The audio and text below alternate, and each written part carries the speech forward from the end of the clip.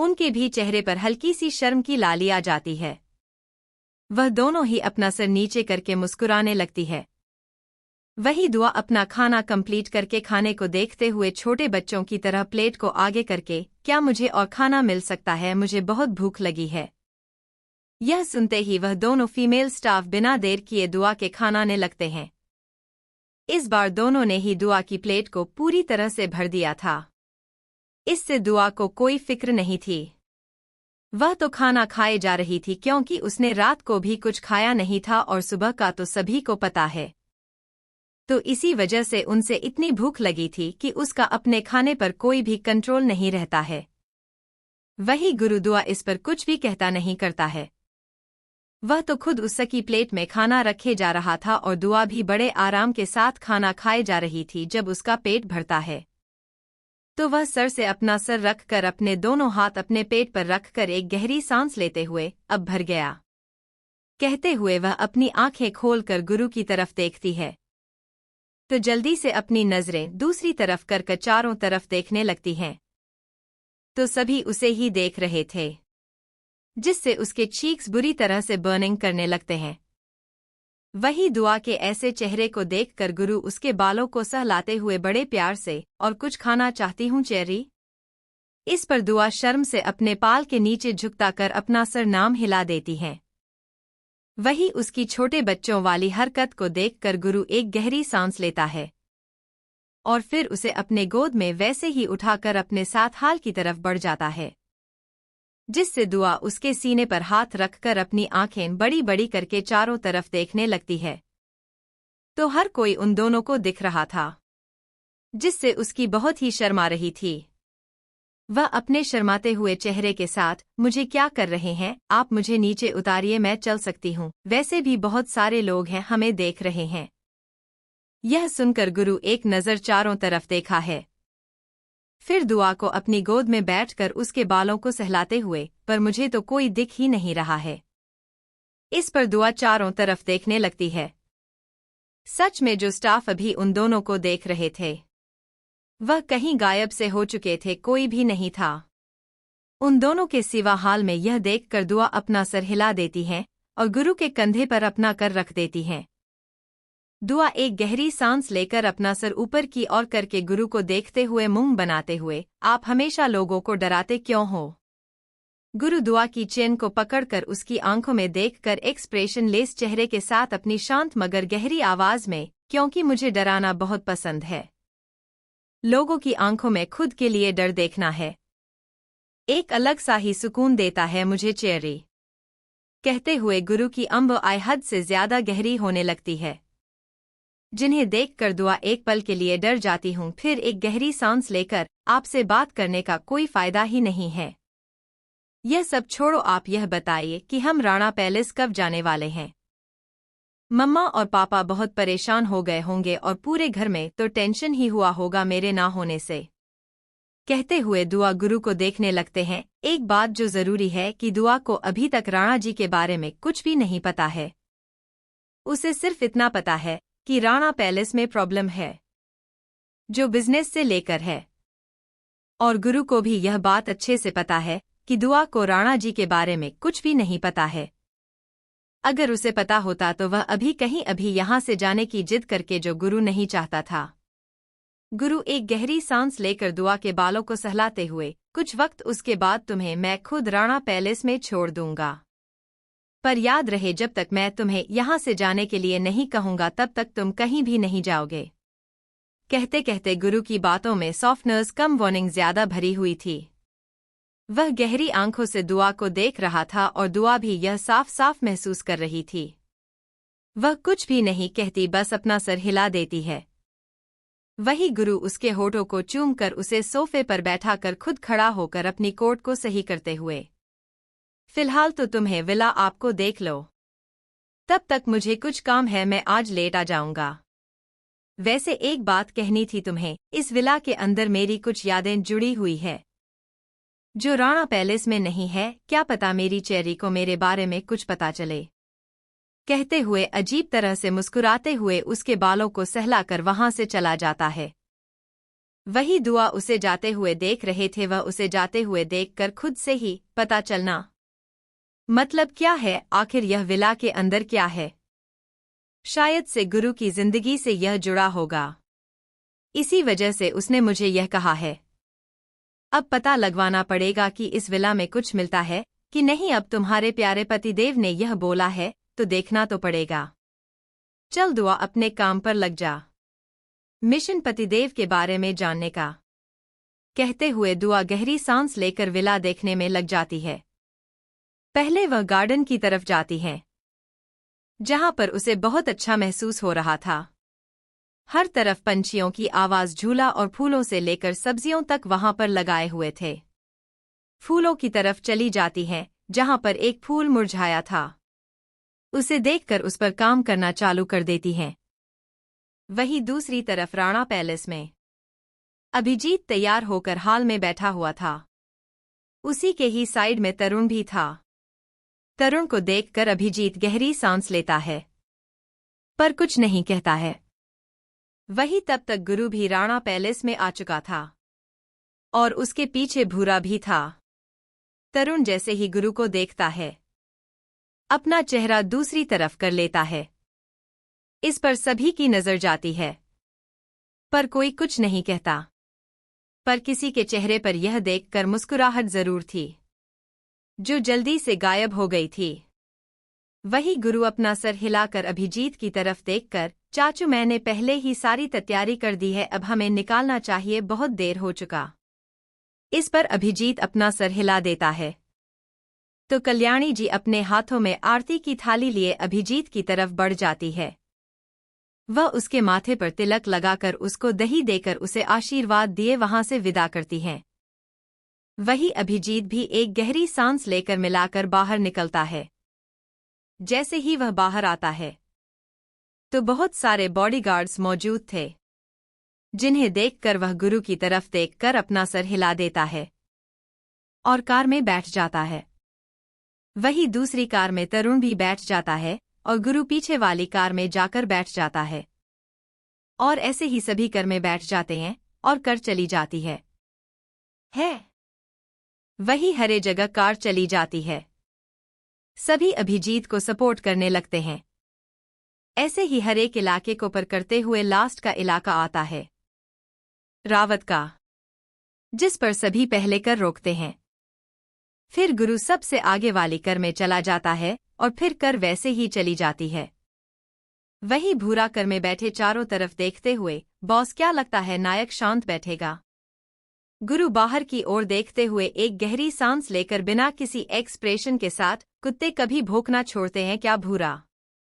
यह सुनकर भूरा सिर्फ मुस्कुरा देता है और फिर अपने मोबाइल को निकालकर कुछ टाइप करने लगता है। वही गुरु अपने मोबाइल में किसी को मैसेज करता है। उसके चेहरे पर हल्की सी मुस्कुराहट आ जाती है, जिससे वह जल्दी से छुपा लेता है। वही दूसरी तरफ अभिजीत की कर में अभिजीत बैठा हुआ था और सामने साधु बैठा हुआ था। साधु सामने वाली मिरर से अभिजीत के चेहरे को देखकर मुस्कुराते हुए, अभिजीत दादा लगता है आप टेंशन में लग रहे हैं। गुरु के होते हुए आपको टेंशन किस बात का है? यह सुनकर अभिजीत अपना सरना में हिलाते हुए साधु की तरफ देखकर, साधु ऐसी बात नहीं है। मैं गुरु के होते हुए मुझे किसी बात का फिक्र नहीं है। बस इस बात की फिक्र हो रही है कि गुरु और तरुण के बीच कोई झगड़ा ना शुरू हो। तुम तो जानते हो कि आजकल तरुण के बिहेवियर में बहुत चेंज हो रहा है और पापा की ऐसी हालत है कि अब मुझे खुद भी डर लगने लगा है। साधु सामने देखते हुए, गुरु भाव के होते हुए कोई भी परेशानी नहीं आ सकती है। अभिजीत दादा हो रही बात तरुण की तो वह खुद हैंडल कर लेगा सब कुछ। इस पर अभिजीत कुछ नहीं कहता, वह बस सामने देखने लगता है। तभी साधु अपने मोबाइल को देखकर कुछ सोचते हुए कुछ टाइप करता है और अपने मोबाइल को अपने पॉकेट में डाले सामने वाली कर को देखने लगता है। वही बीच वाली कर में तरुण बैठा हुआ था, जिसके चेहरे पर कोई भी एक्सप्रेशन नहीं थे। उसके मोबाइल में कुछ मैसेज आने लगते हैं, जिन्हें पढ़ने के बाद एक गहरी सांस लेता है और फिर वैसे ही अपने मोबाइल को साइड में रखकर अपनी रिवॉल्वर को अपने हाथों में ले लेता है। करीब 2 ही सेकंड हुए होंगे तो वहां पर फायरिंग स्टार्ट हो जाती है। फायरिंग से सभी अलग हो जाते हैं। कार बुलेट प्रूफ थी, जिसकी वजह से गोलियां तो चल रही थी, पर सिर्फ कार को टच होकर साइड में जा रही थी। उसे मैकेनिकली बनाई थी कि जिससे कोई भी गोली कार को डैमेज नहीं कर पा रही थी। वही गुरु अपने हाथों में वॉकी टॉकी लिए सर्द आवाज में, सभी अपनी अपनी पोजीशन ले लो, कोई भी कार से बाहर नहीं आना चाहिए जब तक मैं नहीं कहता। यह सुनकर सभी अपनी अपनी जगह ले लेते हैं और सभी के हाथों में रिवाल्वर आ जाती हैं। साधु अभिजीत की तरफ देखता है, जिसके चेहरे पर डर की कोई भी लकीर नहीं थी, जिसे देखकर उसे के चेहरे पर मुस्कुराहट आ जाती है। साधु अभिजीत के हाथों में कुछ दे देता है। इसे देखकर अभिजीत के चेहरे पर हल्की सी हैरानी आ जाती है, पर साधु सिर्फ मुस्कुरा देता है। तो अभिजीत उस चीज को लिए अपना सर हाँ में हिला देता है।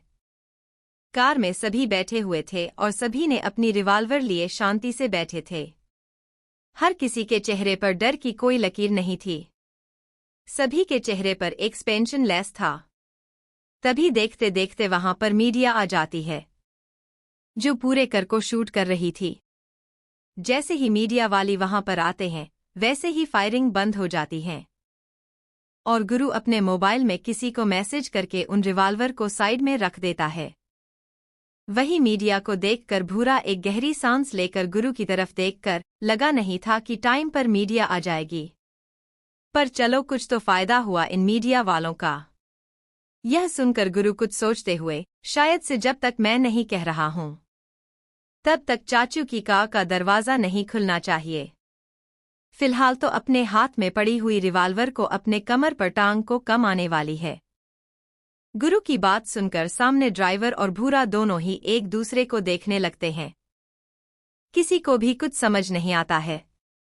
तभी गुरु अपनी जगह से थोड़ा सा साइड में है। तभी वहां से सीट के नीचे उसने कुछ चीजों को अपने पेंट के पॉकेट में डाल देता है और फिर अपने मोबाइल को निकालकर कुछ टाइप करने के बाद मुस्कुराकर मोबाइल को साइड में रखकर बाहर आने का इशारा कर देता है। जैसे ही सभी बाहर आते हैं, वैसे ही गुरु में बॉडीगार्ड स्कोर अभिजीत की गाड़ी के चारों तरफ फैला देता है और खुद बाहर आकर सभी मीडिया वालों की तरफ गौर से देखने लगता है। तभी उन मीडिया वालों के हाथों से गन और चाकू दिखते हैं, जिसे देखकर गुरु सारे बॉडीगार्ड्स की तरफ आंखों से कुछ इशारा कर देता है। सारे बॉडीगार्ड्स बिना वक्त गवा अपनी रिवाल्वर को फायरिंग मोड पर डाले फायरिंग करने लगते हैं, जिससे मीडिया वाले जो आए थे उन्हें मौका ही नहीं मिलता। आधे से ज्यादा तो वह लोग मर ही जाते हैं, क्योंकि वह मीडिया वाले नहीं बल्कि रावत के भेजे हुए कुछ लोग थे। देखते देखते वहां पर एक जंग सी छिड़ने लगती है। जो लोग पहले फायरिंग कर रहे थे वह अपनी जगह ले लेते हैं। पूरी तरह से वहां का माहौल खून खराबे का हो जाता है। तभी एक शख्स जाकर कहीं से गुरु के सीने पर मरने ही वाला था। वह चाकू तब तक गुरु उसका गर्दन पकड़कर उसे मोड़ देता है। तभी वह चाकू हालके से गुरु के हाथ को लग जाता है। तभी भूरा चिल्लाने लगता है, जिससे सबकी नजर गुरु पर चली जाती है। तरुण भी वहां पर मौजूद था। वह गुरु के पास आने ही वाला था कि कुछ सोचकर वह अपना रुख मोड़ लेता है और आदमियों की तरह बढ़ने लगता है। वही गुरु की हालत को देखकर अभिजीत जैसे ही बाहर आने वाला था, साधु उसको कार में बैठाकर, अभिजीत दादा आपको बाहर नहीं जाना है, यह गुरु का ऑर्डर है। बस कुछ वक्त उसके बाद सब कुछ ठीक हो जाएगा।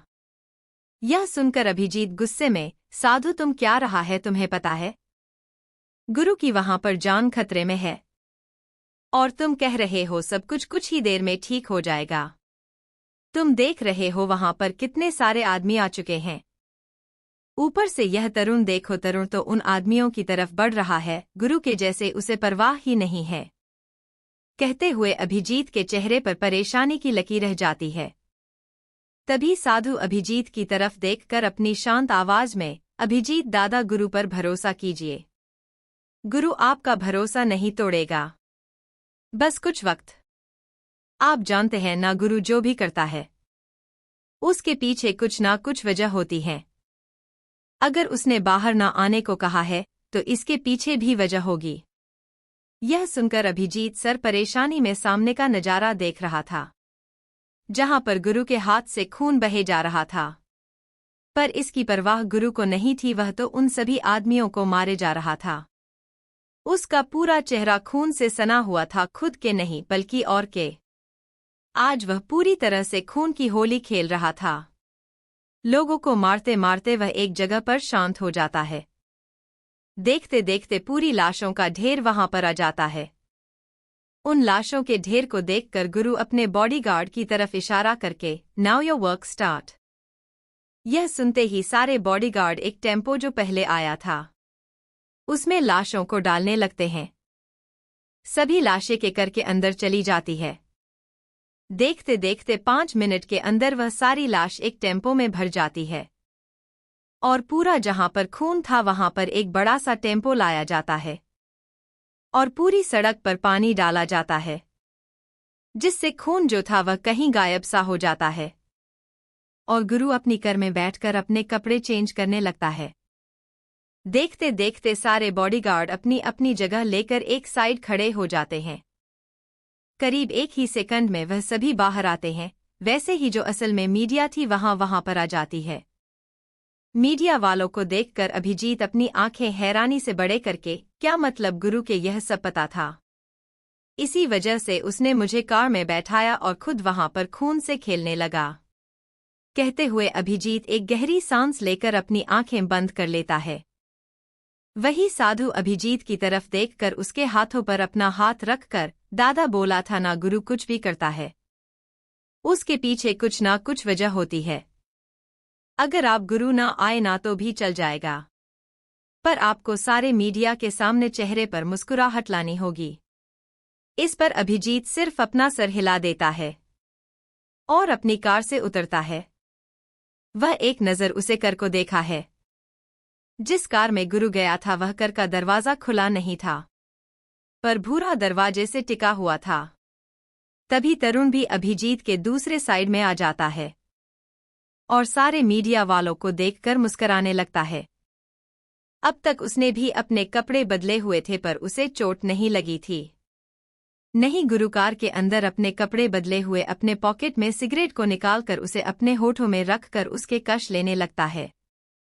वह अपने हाथ को देखा है, जिस पर गहरा कट हुआ था और खून बहे जा रहा था। यह देखकर ड्राइवर जल्दी से, बॉस आपको नहीं लगता हमें अभी हॉस्पिटल जाने चाहिए? गुरु सिगरेट के कश लेते हुए अपने चेहरे पर शांत एक्सप्रेशन लाकर ठंडी आवाज में, क्या मैंने कहा हमें हॉस्पिटल जाना है? इस पर ड्राइवर कुछ नहीं कहता, वह आगे देखने लगता है। वही गुरु सिर्फ कार में बैठा बाहर का नजारा देख रहा था। उसके हाथों से खून तो वह जा रहा था, पर उसके चेहरे पर दर्द की एक लकीर भी नहीं थी। वह गहरी गहरी सांसें लेने लगता है। तभी उसकी आंखें बंद हो जाती हैं, जिन्हें देखकर ड्राइवर भूरा की तरफ देखकर, भूरा जल्दी से कार में बैठो, बस बेहोश हो चुके हैं। यह सुनकर भूरा परेशान हो जाता है। वह एक नज़र बॉडीगार्ड को देखकर कुछ इशारा करते हुए कार में बैठ जाता है और देखते देखते वह कार हवाओं से बात करने लगते हैं।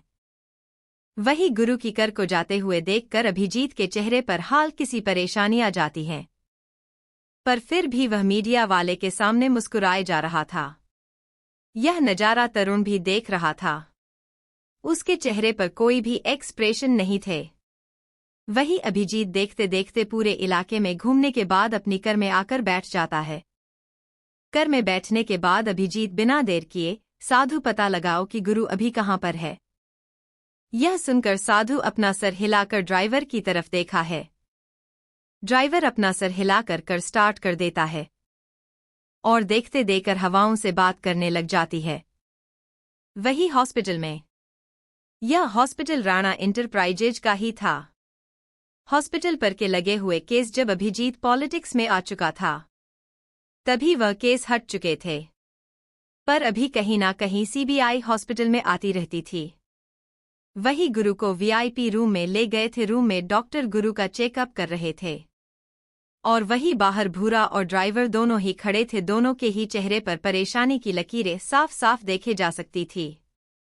करीब आधे घंटे बाद डॉक्टर रूम के बाहर आ जाते हैं, जिन्हें देखकर भूरा जल्दी से डॉक्टर के सामने आकर क्या हुआ है बॉस को, क्या सब कुछ ठीक है? डॉक्टर एक गहरी सांस लेकर भूरा की तरफ देखकर, जिस चाकू से मिस्टर राणा पर हमला किया था उसमें जहर था, और वह इतना जहरीला था कि वह पूरा जहर मिस्टर राणा के अंदर जा चुका है। जल्दी से जल्दी उनका ऑपरेशन करना होगा। अगर वक्त रहते हमने उनका ऑपरेशन नहीं किया तो बात हाथ से बिगड़ जा सकती है। यह सुनक भूरा का पूरा चेहरा उतर जाता है। तो वही अभिजीत, साधु और तरुण जो अभी अभी हॉस्पिटल में आए थे, उन्होंने भी यह सुन लिया था। अभिजीत तो सीधा जमीन पर ही बैठ जाता है, जिसे तरुण संभालता है। तो वही साधु के चेहरा पूरी तरह से सफेद पड़ जाता है, पर तरुण के चेहरे पर कोई भी एक्सप्रेशन नहीं थे। वह भी बिना किस एक्शन के साथ सिर्फ डॉक्टर को देख रहा था। तो वही भूरा एक गहरी सांस लेकर खुद को जैसे तैसे शांत करके, तो डॉक्टर इंतजार किस बात का है, जल्दी से जल्दी ट्रीटमेंट शुरू कीजिए। चाहे कुछ भी हो जाए ट्रीटमेंट होनी चाहिए। और अगर बॉस को कुछ हो गया तो आप सोच भी नहीं सकते कि आगे क्या क्या हो सकता है। तो बेहतर यही होगा कि बिना देर किए अपना काम चालू कीजिए। भूरा जब हद से ज्यादा खतरनाक और डेंजरस देख रहा था, उसे देखकर डॉक्टर भी अपना सर हिला देते हैं। वही गुरु की हालत को सुनकर भूरा अंदर तक हल चुका था, पर फिर भी वह खुद को शांत करके जो हो सके वह सब करना चाहता था गुरु को बचाने के लिए, और वह कर भी रहा था। वही अभिजीत अपनी जगह से खड़ा होकर खुद को शांत करते हुए, साधु जल्दी से जल्दी कुछ करो इससे पहले कि देर हो जाए। हमें कुछ भी करके गुरु को बचाना ही होगा। तुम बेस्ट डॉक्टर की टीम को हायर करो। इस पर साधु अपना सर हिलाकर अपना मोबाइल लिए वहां से चला जाता है। वही भूरा कुछ सोचकर बिना अभिजीत से कुछ बोले वहां से चला जाता है। उसके पीछे पीछे ड्राइवर भी चला जाता है। वही दूसरी तरफ तरुण जो अपने चेहरे पर कोई भी एक्सप्रेशन नहीं लाता, वह वैसे ही बेंच पर बैठकर अभिजीत को शाम कर रहा था, और अभिजीत की हालत तो पूरी तरह से खराब हो चुकी थी। अभिजीत तरुण के कंधे पर अपना सर रखकर, तरुण क्या सच में गुरु को कुछ हो जाएगा? मुझे बहुत डर लग रहा है। पहले पापा अब गुरु दोनों ही बहुत क्रिटिकल कंडीशन में है। मैंने बहुतों को खोया है, अब मैं किसी को खोना नहीं चाहता हूँ। कहते हुए अभिजीत छोटे बच्चों की तरह तरुण के कंधे पर सर रखकर रोने लगता है। अभिजीत चाहे कितना भी क्यों खुद को स्ट्रांग दिखाएं, पर है तो वह बहुत ही शांत और सुलझा। उसके अंदर सबके लिए एक सॉफ्ट कॉर्नर है। कुछ हो जाए तो अभिजीत की हालत बहुत खराब हो जाती है। वह कुछ सोच ही नहीं पता कि आगे क्या करें वह, और आज भी उसके साथ यही हो रहा है। वही तरुण अभिजीत के कंधे को थपथपाते हुए अपनी शांत आवाज में, पापा डोंट वरी भाई को कुछ नहीं होगा, आप शांत हो जाइए, सब कुछ ठीक हो जाएगा। कहते कहते तरुण किसी को कुछ मैसेज करने लगता है और अपनी आंखें बंद करके गहरी सांस लेकर वीआईपी रूम के बाहर ही बैठ जाता है, क्योंकि अंदर डॉक्टर की टीम मौजूद थी जो और कुछ ट्रीटमेंट कर रही थी, जिसे गुरु को कुछ फायदा हो। वही देखते देखते हैं अभिजीत ने घरवालों को यह बात बताई थी, जिसकी वजह से कल्याणी जी, राणा जी के साथ ही उनकी भी हालत बहुत खराब हो चुकी थी। पर उन्हें इतना ही बताया गया था कि गुरु को सिर्फ चोट लगी है। वही नीलिमा जी और कादम्बरी दोनों ही हॉस्पिटल में आ चुके थे। अब तक गुरु को ऑट में ले गए थे और बाहर सभी मौजूद थे। हर किसी के चेहरे पर परेशानी सब देख रही थी, शिवाय कादम्बरी और तरुण दोनों के ही चेहरे पर कोई भी एक्सप्रेशन नहीं थे। वही माहौल पूरी तरह से सीरियस और इमोशन हो चुका था। हर किसी के चेहरे पर परेशानी क्या भाव थे किसी को भी कुछ समझ नहीं आ रहा था। वही अभिजीत का हाल तो बहुत बुरा हो चुका था, नीलिमा उसे संभाल रही थी, तो वही तरुण कादम्बरी के साथ में खड़ा था। यहाँ तो गुरु का ऑपरेशन स्टार्ट था, पर वहाँ दुआ की दिल की धड़कन है और उसके आंखों के आंसू शुरू हो रहे थे, ना जाने क्यों रोए जा रही थी।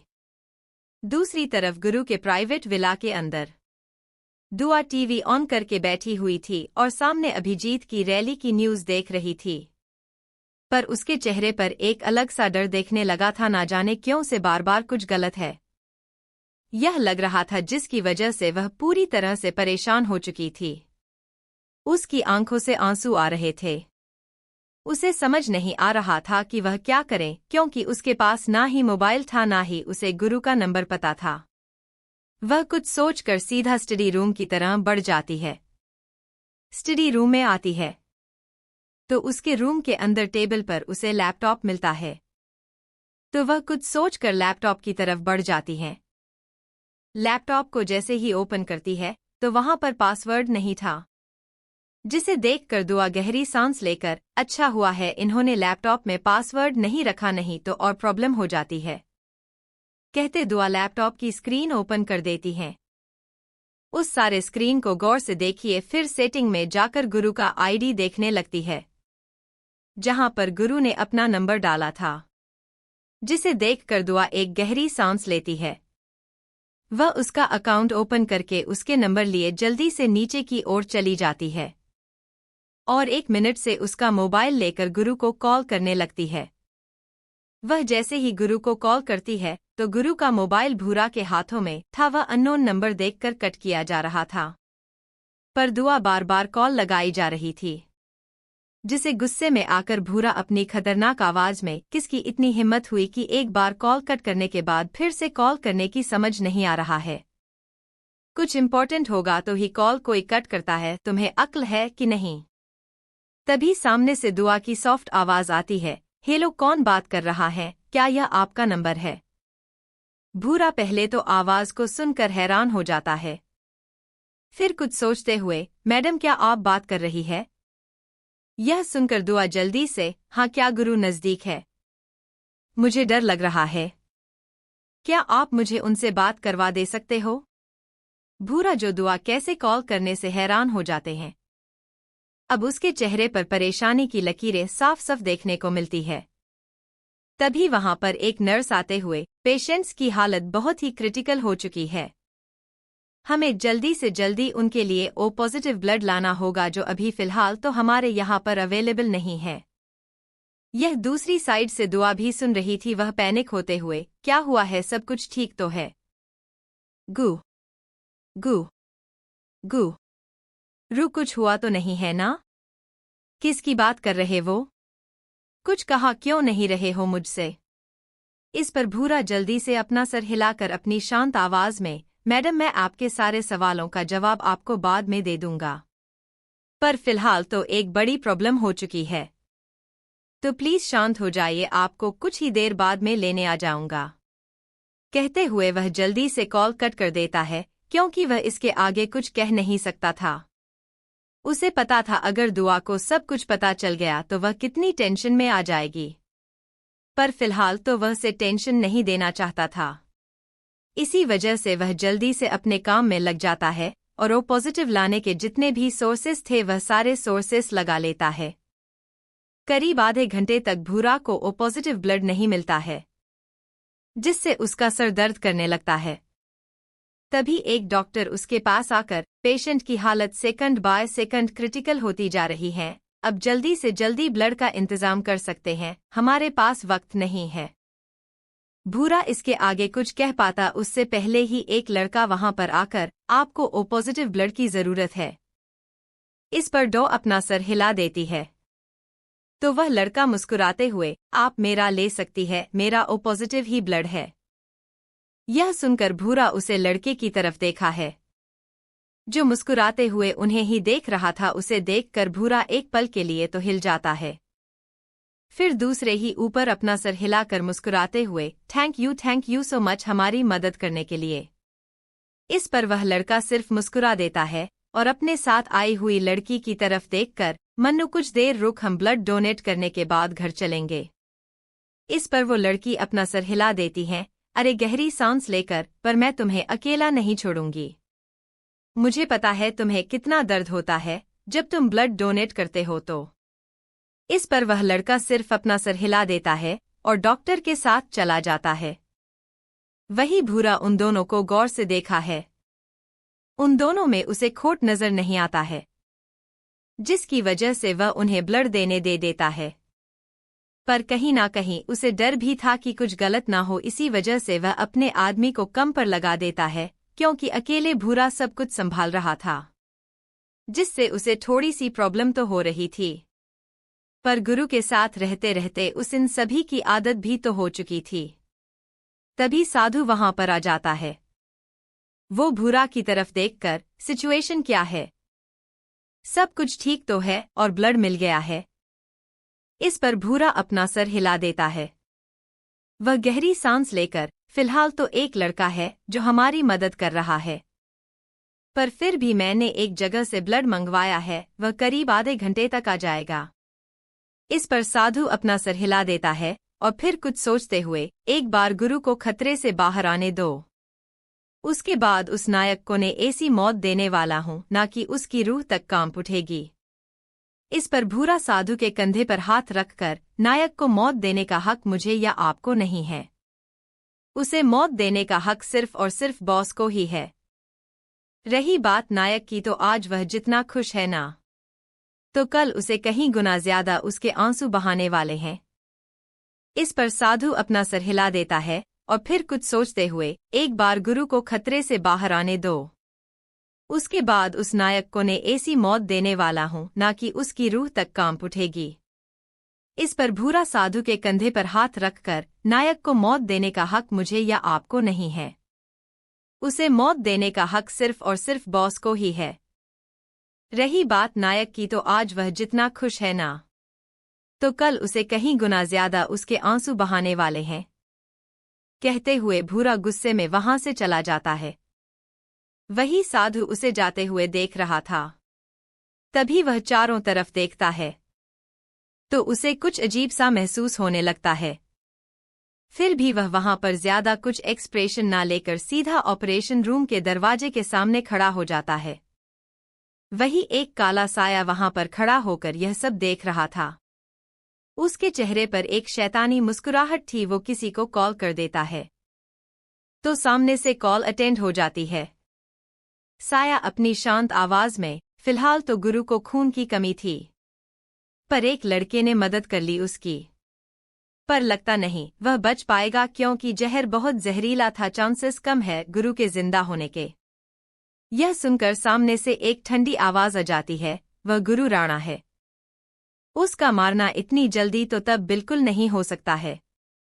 देखते हैं, अगर वह जिंदा रहा तो आगे खेल खेलने में मजा आएगा।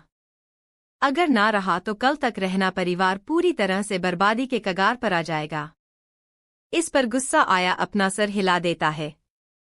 फिर कुछ कहता है, जिसे सामने वाले कुछ बात कर उसे कॉल कट कर देता है। तो साया भी वहां से कहीं गायब सा हो जाता है। वही यहाँ पर गुरु की कंडीशन बिगड़ती जा रही थी।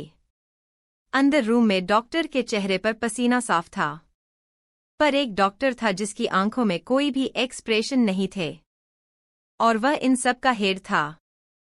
वह खुद ऑपरेशन कर रहा था। पूरे ऑपरेशन के वक्त उसके चेहरे पर कोई भी एक्सप्रेशन नहीं थे। उसका फोकस सिर्फ और सिर्फ गुरु पर ही था। वह ज्यादा से किसी पर ध्यान नहीं दे रहा था। वही उसे देखकर सारे सिर्फ हैरान थे, और हर किसी के चेहरे पर गुरु की कंडीशन के बारे में जानकर और भी परेशानी थी। और साथ ही साथ गुरु के बारे में तो हर कोई जानता था, तो इसके लिए और उनको डर लग रहा था कि कहीं कुछ गलत ना हो उनके हाथों से।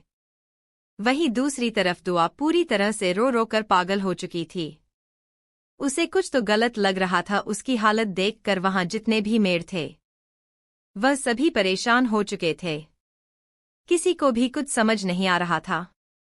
तभी उनमें इसमें से एक हेड में, जो करीब 50 साल की होगी, वह दुआ के पास आ जाती है, जो अभी अभी यहाँ पर आई हुई थी। वह दुआ के बालों को सहलाते हुए बड़े प्यार से, क्या हुआ बेटा, तुम इसे रोक क्यों रही हो, सब कुछ ठीक तो है? यह सुनकर दा जल्दी से उस औरत के गले लगकर रोते हुए, आंटी मुझे डर लग रहा है, कुछ तो गलत हो रहा है गुरु के साथ। पता नहीं ऐसा क्यों, बहुत डर लगने लगा है। मेरी उनसे कॉल पर भी बात नहीं हो पा रहा है, और मैंने अभी कॉल किया था तो हॉस्पिटल में थे, पता नहीं क्या हुआ है। यह सुनकर वह औरत दुआ के बालों को प्यार से सहलाते हुए उसे के आंसुओं को पूछते हुए, बेटा गुरु, बेटा को कुछ नहीं होगा, तुम शांत हो जाओ, शायद कुछ काम होगा तो इसी वजह से शायद से बात नहीं हो गई हो कि तुम शांत हो जाओ और हॉस्पिटल में कोई भी आ सकता है।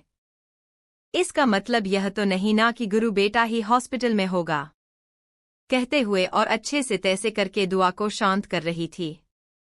पर दुआ शांत होने का नाम ही नहीं ले रही थी। वह पूरी तरह से रो रही थी। उसकी हालत बहुत ही खराब हो चुकी थी। ना जाने उसका दिल और दिमाग दोनों ही पूरी तरह से घबरा रहा था, उसे बहुत डर लग रहा था।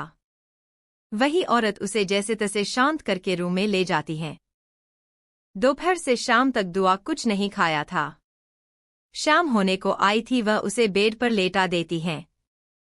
रोने की वजह से दुआ का सर बहुत दर्द कर रहा था, तो वह उसे एक पेन किलर के साथ नींद की गोली भी दे देती है, जिससे दुआ कुछ वक्त के लिए शांत हो जाए। वहीं दूसरी तरफ हॉस्पिटल के अंदर ऑपरेशन सक्सेसफुली हो चुका था। पूरे 5 घंटे तक ही ऑपरेशन चालू रहा, मतलब 8 बजे तक यह ऑपरेशन खत्म हुआ। डॉक्टर की टीम बाहर आ जाती है तो सभी अपनी जगह लेने लगते हैं। तभी टीम का हेड भूरा की तरफ देखकर अपनी शांत आवाज में, सब कुछ ठीक है, फिलहाल तो मैंने अपने 100% लगाए दिए हैं, अब बारी है मिस्टर राणा की वह कितने % खुद को होश में लाने के लिए करते हैं। जहर उनके पूरे शरीर में फैल चुका था, पर मैंने उसे जहर को तो निकाल दिया है, पर अभी भी उन्हें बेहोशी है। अगर वह इस 12 ओवर में अपनी आंखें नहीं खोलते तो हम इसके आगे कुछ नहीं कर सकते, कहते हुए सभी वहां से चले जाते हैं। वही डॉक्टर की बात सुनकर अभिजीत और जोर जोर से रोने लगता है। वही भूरा जिसकी हालत खराब हो चुकी थी, वह खुद को जितना स्ट्रांग दिखाने की कोशिश कर रहा था उतना ही वह पूरी तरह से वीक होता जा रहा था। उसे समझ नहीं आ रहा था कि वह क्या करे। वैसे ही बेंच पर बैठा हुआ था, उसके चेहरे पर परेशानी की लकीर साफ साफ देख रहे थे। वह साधु की तरफ देखता है तो साधु अपना सर हिला देता है। कुछ देर बाद गुरु को वीआईपी रूम में ले जाया जाता है, जहां पर अभिजीत, नीलिमा, कादंबरी और तरुण चारों ही अंदर थे। जहां नीलिमा के चेहरे पर भी आज गुरु के लिए बहुत दर्द था, तो वही अभिजीत तो रो ही जा रहा था। तरुण एक साइड खड़ा इमोशनली था, तो वही कादंबरी उसके कंधे पर हाथ रखकर अपना सर हिलाकर वहां से उसे अपने साथ ले जाती है। तभी भूरा कुछ सोचते हुए किसी को कॉल कर देता है और फिर वीआईपी रूम के अंदर आने के बाद वह अभिजीत की तरफ देखकर, बॉस आपकी हालत ठीक नहीं है, आप घर चले जाइए, हम बॉस के साथ हैं। यह सुनकर अभिजीत अपना सरना में हिलाते हुए, नहीं, मैं गुरु को ऐसे अकेला छोड़कर नहीं जा सकता। उसकी हालत देखी भूरा, मेरा बेटा मौत और जिंदगी के बीच लड़ रहा है और मैं ऐसे ही उसे अकेला छोड़कर चले जाऊं। भूरा अभिजीत की तरफ देखकर उसे समझाते हुए, बात को समझने की कोशिश कीजिए, अगर सभी यहाँ पर रहेंगे तो राणा पैलेस में बहुत ही प्रॉब्लम हो जाएगी। यहाँ पर हम सभी हैं, सिक्योरिटी हाई लेवल की है, तो आपको लगता है कुछ हो सकता है, कहते हो वह नीलिमा की तरफ देखकर अपना सर हिला देता है। नीलिमा भी उसका इशारा समझकर अभिजीत को अपने साथ जैसे तैसे करके मनाते हुए ले जाती हैं। करीब अभिजीत के जाने के बाद 1 घंटे हो जाता है। 1 घंटे बाद दरवाज़ा खुलता है, और दरवाज़ा जैसे ही खुलता है वैसे ही भूरा और साथ हो दरवाजे की तरफ देखते हैं। उन दोनों के ही चेहरे पर परेशानी की लकीर साफ देखी जा सकती थी। तभी दुआ रूम के अंदर आ जाते हैं और उसके पीछे पीछे वह औरत भी दुआ जैसे ही गुरु को देखते हैं, उसके पैर लड़खड़ाने लगते हैं।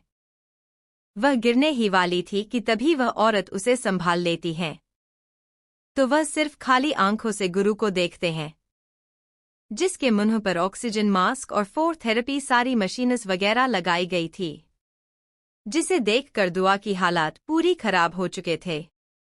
उसे समझ में नहीं आ रहा था कि आखिर गुरु को हुआ क्या है। दुआ खुद को जैसे तैसे शाम करके गहरी सांस लेकर साधु और भूरा की तरफ देखकर अपने थरथराते होठों के साथ दर्द भरी आवाज में, मेरे गुरु को क्या हुआ है। इस पर साधु जो इतना हैरान था वह भूरा की तरफ देखता है। तो वह गहरी सांस लेकर अपना सिर नीचे झुकाकर, फिलहाल तो मैं मैडम आपको इसके बारे में कुछ नहीं बता सकता, पर आपको कुछ भी करके इस 12 घंटे में बॉस को होश लाना है। अगर ना लाया तो आगे का कुछ कह नहीं सकते। कहते हैं वह बिना देर किए वहां से चला जाता है, क्योंकि वह और दुआ के सवालों का जवाब नहीं देना चाहता था। वही साधु भी उसके पीछे पीछे चला जाता है और वह औरत दुआ को वहां पर बैठकर उसके लिए कुछ लाने के लिए चली जाती है। वही दुआ सिर्फ अपनी खाली आंखों से गुरु को देख रही थी। उसने कभी भी अपने गुरु को इस हालत में नहीं देखा था। वह अपना सिर नीचे झुकाकर रोने लगती है। उसकी पूरी बॉडी कांप रही थी गुरु को इस हालत में देखकर। गुरु उसके चाहे कुछ भी कहे, उसे पर गुस्सा करे, चिल्लाया, पर वह एक अलग ही स्ट्रांग ने इसको फील करती थी। पर आज ऐसे गुरु को बेड पर लेटे हुए देखकर उसके अंदर थोड़ी भी हिम्मत नहीं थी। वह खुद अब पूरी तरह से टूट चुकी थी। वह गुरु की तरफ देखती है, उसकी बंद हुई आंखों को जो उसे हमेशा ही डरती थी वो आज आंखें बंद है, जिसे देखकर दुआ को और भी ज्यादा तकलीफ हो रही थी। उसे आप अंदर ही अंदर दर्द महसूस हो रहा था। उसके दिल की धड़कन बढ़ने लगी थी। वह अपने काम पर हाथों से उसके हाथों को कस के पकड़ लेती है। उसकी आंखों से आंसू बहने लगे थे। उसे समझ में नहीं आ रहा था कि वह क्या करे। उसके अंदर एक अलग से दर्द पैदा हो रहा था गुरु को ऐसे देखकर। दुआ गुरु के हाथों को अपने कांपते हुए हाथों से पकड़कर अपने सर को उसके हाथों पर रखकर अपनी दर्द भरी आवाज में, क्यों आप ऐसा करते हो? क्यों आप हमेशा अपनी दुआ को डराते हो? आपको बहुत खुशी मिलती है क्या उसे डराने में? आप जानते हैं ना, आपकी दुआ आपसे बहुत प्यार करती है, फिर भी आप हमेशा कुछ ना कुछ करते हैं जिससे आपकी दुआ की आंखों से आंसू आ जाते हैं। और देखो, अब आपकी वजह से दुआ की आंखों से आंसू आ गए। आपको पसंद नहीं है ना आपकी दुआ, आपके आंसू, तो फिर क्यों आप बेड पर लेटे हुए हैं? जब चाहे ना मुझे पर चिल्लाए, मुझे डांटे ना, पर प्लीज ऐसे बेड पर लेटे हुए अच्छे नहीं लगते हैं। मुझे मेरा गुरु स्ट्रांग और सबको रुलाने वाला ही पसंद है। ऐसे खुद कमजोरों की तरह बेड पर लेटे हुए बिल्कुल भी नहीं। कहते कहते दुआ का दिल भराता है। वह जोर जोर से रोने लगती है। वह उसके सीने पर अपना सरहाल कैसे रखकर अपनी आंखें बंद किए दर्द भरी आवाज में, आखिर क्यों मुझे दर्द मिलता है? क्यों मुझे हमेशा आप दर्द देते हो? क्या आप भी मुझे छोड़ना चाहते हो? मैं सच में आपको पसंद नहीं हूं। आप भी बाकियों की तरह मुझे अकेले इस दुनिया में छोड़कर चले जाएंगे। क्यों गुरु, आगे क्यों? यह दर्द मुझे ही क्यों मिल रहा है? फिर अपने आंसुओं को पहुंचकर एक गहरी सांस लेकर गुस्से में मुंह बनाते हुए, अगर ना आप मुझे छोड़कर चले गए ना, तो सच कह रही हूं, मैं किसी और से शादी कर लूंगी। वह भी आपसे बहुत हैंडसम होगा। वैसे भी मेरे कॉलेज में मुझे प्रपोज बहुत मिलते हैं, तो उनमें से एक को मैं पटा लूंगी। फिर बाद में यह मत कहना कि मैंने छोड़ दिया तो मेरी दुआ ने किसी और को पकड़ लिया। वैसे भी आप जानते नहीं हैं, दुआ बहुत बहुत अच्छी राइडर है। आपको तो पता ही नहीं होगा, वैसे पता है। मैं जब राइडर शुरू की थी ना, तब मैंने सोचा था मैं अपना नाम डाल दूंगी, पर दुआ अपनी गुरु के बिना तो अधूरी है। तो इसके लिए मैंने हम दोनों के नाम के पहले अल्फाबेट को लेकर एक नाम बनाया जो है GD। तो आप तो जानते नहीं हो मेरे पीछे कितने सारे लड़के फिर रहे हैं। फिर आपको ही जलन होने लगेगी। फिर वहां अकेले बैठ बैठ कर आप रोने लगेंगे कि आखिर मैं अपनी दुआ को छोड़ा क्यों। तो इसके लिए जल्दी से कह रही हूं, जल्दी से जग जाए और अपनी दुआ को कस के गले लगाए, नहीं तो आपकी दुआ किसी और के साथ चली जाएगी। कहते हुए दुआ बच्चों की तरह रोने लगती है। इस समय उसकी हालत बहुत ही खराब हो चुकी थी। वह बार बार गुरु से बात कर रही थी, उसके साथ रहने के लिए उसे भीख मांग रही थी। उसकी आंखों से आंसू एक नदी की तरह बहता जा रहे थे, जिसको कोई भी थमने वाला नहीं था। जो था वह तो बेड पर लेटा हुआ है, और उसे से देखकर तो दुआ के अंदर जो गहरी नीली आंखों में जो गहरा समुद्र है, वह बहता जा रहा था। अब दुआ को समझ में नहीं आ रहा था कि वह क्या करे, कैसे गुरु को होश में ले, उससे बात करे, उससे झगड़ा। यही सोचते सोचते दुआ की सांस भारी होने लगी थी। वही बाहर खड़े साधु और भूरा दोनों ही ग्लास विंडो से दरवाजे की तरफ देख रहे थे, जहां से दुआ को रोते हुए देख रहे थे। उनकी बातें नहीं सुन रहे थे, पर दुआ की हालत को देखकर दोनों के ही आंखों से आंसू आ रहे थे। दुआ इस समय एक बेबस और लाचार लग रही थी। भूरा दुआ को ऐसे देखकर गहरी सांस लेकर अपने आंसुओं को पहुंचकर साधु की तरफ देखकर, पता नहीं बॉस को कब होश आ जाएगा, पर इतना जरूर पता है कि बॉस कभी भी मैम को अकेला छोड़कर तो बिल्कुल नहीं जाएंगे। उनके पागलपन है मैम, और कहीं ना कहीं उनकी मोहब्बत भी है। शायद मैम के बुलाने से बॉस को होश आ जाए। यह सुनकर साधु कुछ सोचते हुए भूरा की तरफ देखकर, पर दुआ तो किडनैप हुई थी ना, फिर यहाँ पर कैसे आ गए? क्या राणा परिवार को इस बारे में पता है? इस पर भूरा अपना सरना में हिलाते हुए, फिलहाल तो राणा परिवार में से किसी को मैम के बारे में पता नहीं है। बॉस ने कभी उनके बारे में पता लगवाना ही नहीं दिया है। इसी वजह से यहाँ की सिक्योरिटी मैंने बढ़ा दी है, अब यहाँ पर कोई भी नहीं है। यह सुनकर साधु गहरी सांस लेकर, एक गहरी सांस लेकर, मैं अपने सिक्योरिटी भी यहाँ पर कम पर लगवा देता हूँ। अगर गुरु ने दुआ को छुपाया है तो उसके पीछे जरूर कुछ ना कुछ होगा ही, पर पहले गुरु के होश में आने का इंतजार करना पड़ेगा। साधु की इस बात पर भूरा कुछ सोचते हुए, आपको नहीं लगता कि आपको राणा पैलेस में जाना चाहिए? खतरा वहां पर भी कुछ काम नहीं है। अगर यहाँ पर बॉस बेड पर लेटे हुए हैं तो जरूर राणा पैलेस में कुछ हो सकता है। नजर रखिए, क्योंकि अक्सर घर के अंदर के ही सांप बिल में से बाहर आ जाते हैं।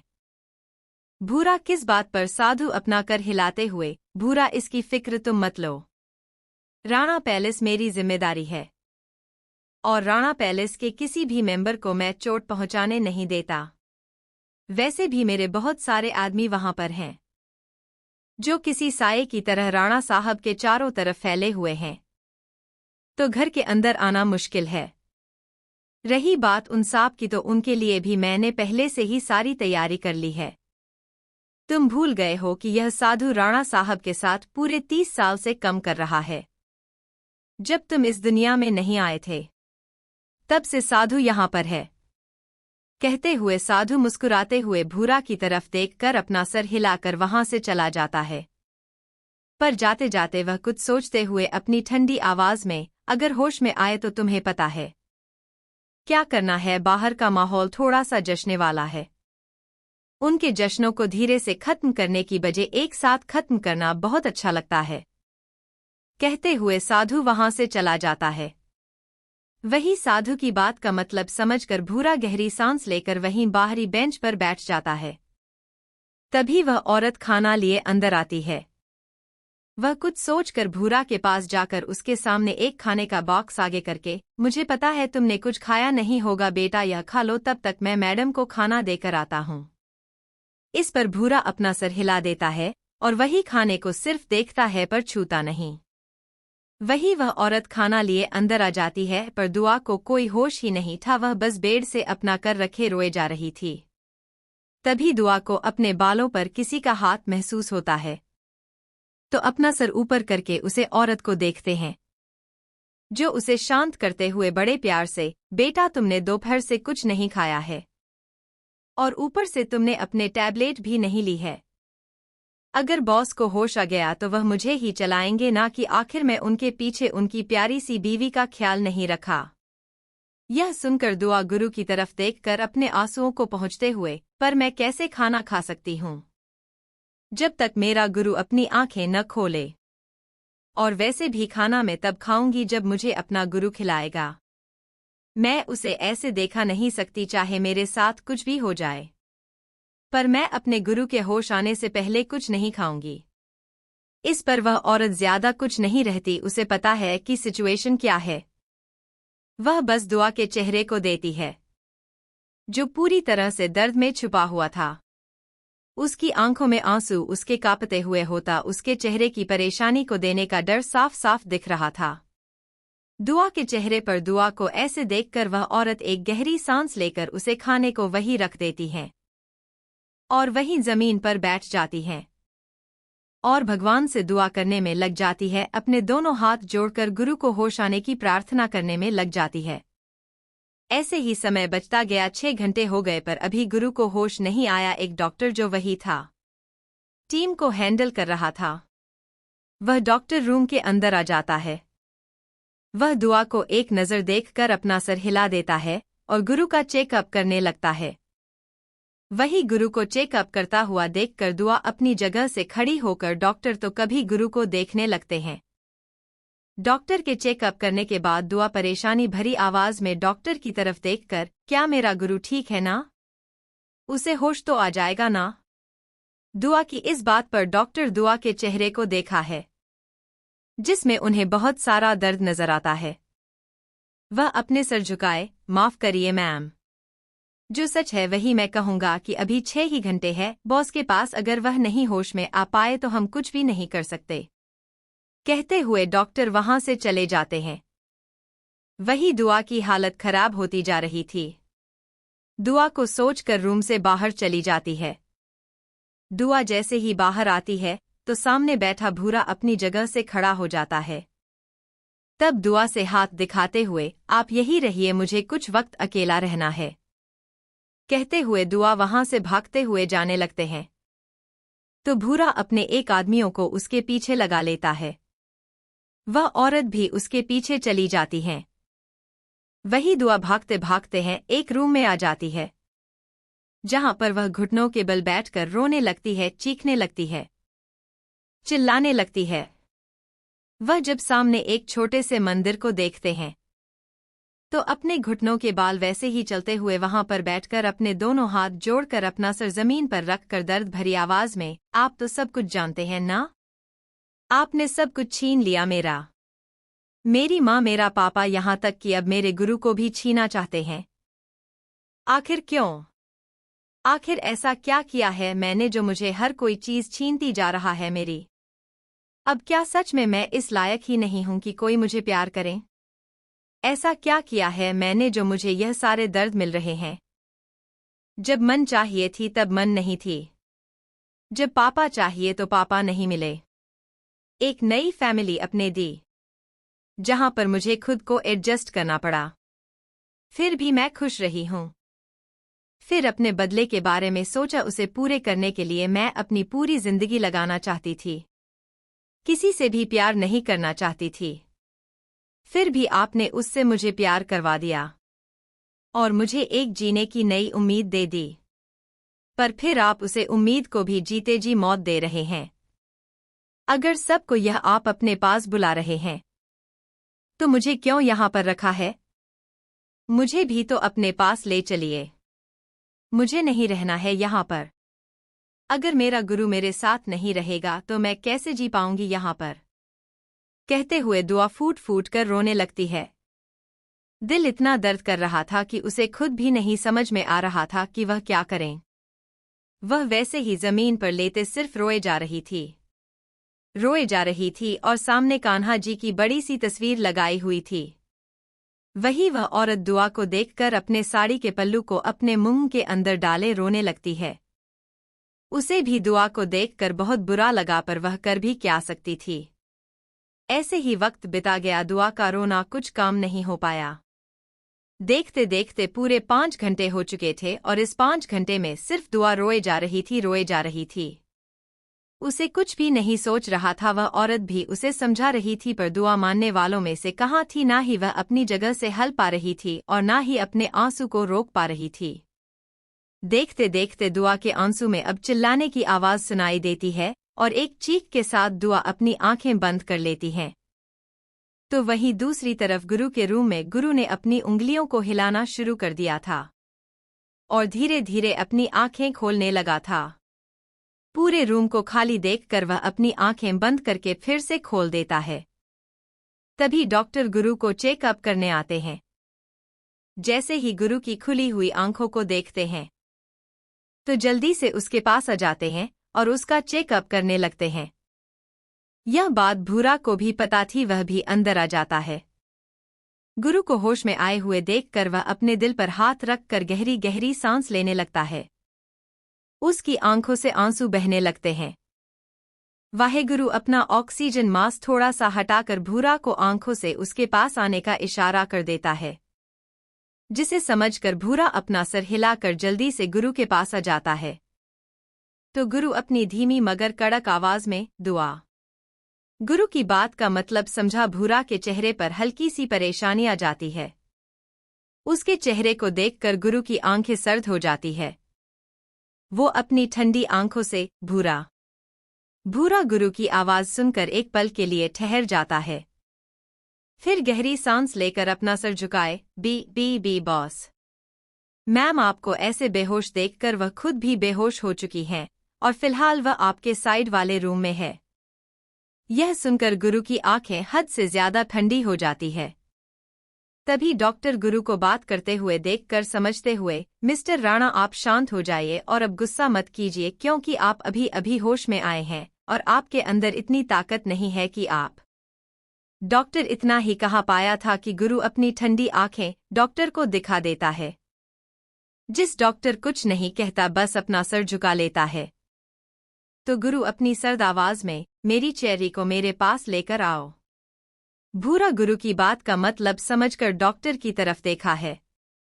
तो डॉक्टर नर्स की तरफ देखकर इशारा कर देते हैं। फिर गुरु को डॉक्टर चेकअप करने लग जाते हैं। करीब 15 मिनट के बाद गुरु के रूम का दरवाजा खुल जाता है और एक बेड के साथ दोनों नर्स आ जाती हैं। वह उसे बेड को गुरु के बेड के साइड लगा लेती है, जिससे गुरु अपनी नजरें दुआ की तरफ कर देता है, जिसका चेहरा देखकर उसकी आंखें हद से ज्यादा ठंडी होने लगती है, क्योंकि वह साफ साफ दुआ के चेहरे पर दर्द और आंसुओं की बूंदें देख सकता था। उसे ऐसे देखकर गुरु एक गहरी सांस लेकर अपनी आंखें बंद कर लेता है और फिर अपने हाथों की मुठियां बना लेता है। हाँ जरूर, गुरु आज जख्मी हो पर उसके अंदर इतनी ताकत थी कि किसी के भी अंदर अपना खौफ पैदा करे। वहां की नस तो गुरु को ऐसे देखकर डर से पूरी तरह से गिर चुकी थी। वह जल्दी से वीआईपी रूम से बाहर चली जाती है और सिर्फ रूम में गुरु और दुआ ही बचे हुए थे। जहां दुआ बेहोश थी तो वही गुरु सिर्फ दुआ को देख रहा था अपनी खाली आंखों से। वक्त के साथ 2 घंटे खत्म हो जाते हैं। दुआ हल्के हल्के अपनी आंखें खोल देती है। वह जैसे ही अपनी आंखें खोलता है तो वह सीलिंग को देखने लगते हैं। वह 2-3 बार अपने पलकों को बार बार ऊपर नीचे करने लगती है। फिर धीरे धीरे वह बेड पर बैठ जाती है और अपनी गर्दन तेरी करके जैसे ही दिखती है तो उसकी आंखें पहले तो शॉक के कारण फ्रीज हो जाती है। उसे अपनी आंखों पर कोई भी भरोसा ही नहीं रहता है। वह 2-3 बार अपनी आंखों को अपने हाथों से मसलने लगते हैं और फिर मुंह खोल सामने देखने लगते हैं। वाहेगुरु दुआ के बच्चों की तरह रिएक्शन को देखकर उसके चेहरे पर भी मांस लगाए एक मुस्कुराहट आ जाती है। वह अपना मांस हाल कैसे निकालकर चेरी गुरु की वह आवाज सुनकर दुआ की दिल की धड़कनें बढ़ने लगती है। वह अपनी आंखें हैरानी से बड़ी बड़ी करके अपने सामने गुरु की खुली हुई आंखों को देखते हैं, जिन्हें देखकर उसके आंखों से आंसू आने लगते हैं। वह बिना देर किए गुरु की तरफ बढ़ जाती है और बिना वक्त गवाह गुरु को गले लगा लेती है, जिससे गुरु अपनी आंखें बंद करके गहरी सांस लेता है। गुरु अपने एक हाथ से दुआ के बालों को सहलाते हुए अपनी शांत आवाज में, जीरी मैं अभी अभी होश में आया हूँ, क्या तुम चाहती हो कि फिर से मैं बेहोश हो जाऊं? यह सुनकर दुआ जल्दी से गुरु से अलग होकर अपनी आंखें बड़ी बड़ी करके ना में हिलाते हुए बड़े प्यार से, नहीं, एक तो आप कैसे होश में है भी नहीं पता और आप बेहोश होने की बात करें, मुझे तो डर लग रहा है कि कहीं मेरे सपना तो नहीं है। फिर कहते हुए गुरु के हाथ को पिंक करती है, जिससे गुरु के मुंह से आओ निकल जाती है। तो दुआ चिल्लाते हुए, ओह माय गॉड, आपके होश अगर सच में। यह सुनकर गुरु अपनी आंखें छोटी करके, अगर तुम्हें सच जानना ही था तो खुद के ही हाथ को पिंक कर लेती। इन मेरे मासूम हाथों को पिंक करने की क्या जरूरत थी? यह सुनकर दुआ जल्दी से उसके साइड में बैठकर उसके हाथों पर अपना हाथ रखकर जहां उसने पिच किया था वहां पर सहलाते हुए, क्योंकि मुझे दर्द होता ना और आपको तो पसंद नहीं है ना मुझे दर्द में देखना, इसी वजह से मैं अपने गुरु की बात मान रही थी। पर वैसे भी मैं अपने गुरु से बहुत गुस्सा हूँ। मुझे आपसे कोई भी बात नहीं करनी है, आपको पता है आपने मुझे कितना रुलाया है। यह सुनकर गुरु दुआ के हाथों को कस के पकड़कर उसे अपनी ओर खींचते हुए, जिससे दुआ गुरु की बेहद नजदीक जाती है। उसके बाल गुरु के पूरे चेहरे को करते हैं। वह उन बालों को दुआ के कानों के पीछे लाकर, अच्छा मेरी चेरी, मुझे गुस्सा है, पर मुझे भी कम गुस्सा नहीं आ रहा है तुम पर। मेरी चेरी की इतनी हिम्मत भी कैसे हो गई कि यह कहने की कि मेरे जाने के बाद तुम किसी और को अपनी जिंदगी में लगे। इस बात की तो पनिशमेंट में जरूर मिलेगी। बस एक बार ठीक हो जाऊं, फिर तुम सोच नहीं सकती कि तुम्हारी पनिशमेंट क्या होगी। गुरु की इस बात पर दुआ अपनी आंखें हैरानी से बड़ी बड़ी करके, क्या मतलब आपने सब कुछ सुन लिया? आप उसे टाइम होश में थे, तो फिर अपने आंखों को क्यों नहीं खुला? आपको पता है कितने मेरे आंसू बहे थे। मुझे बहुत गुस्सा आया था आप पर, और आप अपनी आंखें भी नहीं खोल रहे थे, तो जाहिर सी बात है मैं। दुआ इसके आगे कुछ कह पाते उससे पहले ही गुरु की का जाने वाली नजर उसे अपने ऊपर महसूस होती है, तो जल्दी से अपना मुंह बंद कर देती हैं। तो वही गुरु सिर्फ उसे देख रहा था, दोनों एक दूसरे को ऐसे ही देख रहे थे कि तभी रूम का दरवाजा खोल जाता है और दोनों ही सामने देखने लगते हैं। सामने डॉक्टर, उसके पीछे साधु और साथ ही में भूरा सभी खड़े थे। उन सभी को आते हुए देखकर दुआ जल्द से गुरु से अलग हो जाती हैं और अपने हाथ को गुरु से अलग करती हैं, जिससे गुरु अपनी आंखें छोटी करके अपनी ठंडी आंखों से सामने 4 शख्स को देखा है, जो समझ जाते हैं कि हो ना हो वह गलत वक्त पर यहां पर आ गए हैं। वह सभी एक दूसरे के चेहरे देखे हैं, फिर अपना सर झुकाए गुरु के नजदीक चले जाते हैं। वही डॉक्टर गुरु को चेकअप करता है और उसके कुछ ब्लड सैंपल अपने साथ ले जाता है। जब गुरु का ब्लड निकल जा रहा था, तब दुआ की आंखें कस के बंद कर ली थी। साथ ही साथ उसने अपना हाथ गुरु के हाथों में रखा था, जिसे उसने कस के पड़ा हुआ था, जहां गुरु के चेहरे पर तो कोई एक्सप्रेशन नहीं थे, पर दुआ के चेहरे पर दर्द साफ साफ देखा जा सकता था। गुरु के चेकअप होने के बाद दोबारा डॉक्टर की तरफ देखकर, यह कब तक ठीक हो जाएंगे? इस पर डॉक्टर मुस्कुराते हुए दुआ की तरफ देखकर, मैं बस इन्हें 3 दिन लग जाएंगे रिकवर होने के लिए। डोंट वरी, यह तो बहुत स्ट्रांग, तो जल्दी ही बॉस, तो 3 दिन पहले ही ठीक हो जाएंगे। इतना कहकर अपने साथ आई हुई नर्स के हाथों से पेपर को लेकर दुआ के सामने करके, मैडम फॉर्म तो फिलअप हो चुका था, पर सिग्नेचर बाकी है, तो आप प्लीज इस पर सिग्नेचर कर दीजिए। इस पर दुआ अपना सर हिला देती हैं और उसे फॉर्म को लेकर वाईफी के कॉलम में सिग्नेचर करके उसे फॉर्म को डॉक्टर को रिटर्न दे देती हैं। वही डॉक्टर भी अपना सर हिलाकर वहां से चला जाता है। वही डॉक्टर और नर्स के जाने के बाद साधु और भूरा एक दूसरे को देखने लगते हैं। वही गुरु उन दोनों को देखकर एक गहरी सांस लेकर दुआ की तरफ देखने लगता है। दुआ भी अपना सर हिलाकर वॉशरूम की तरफ फ्रेश होने के लिए चली जाती हैं।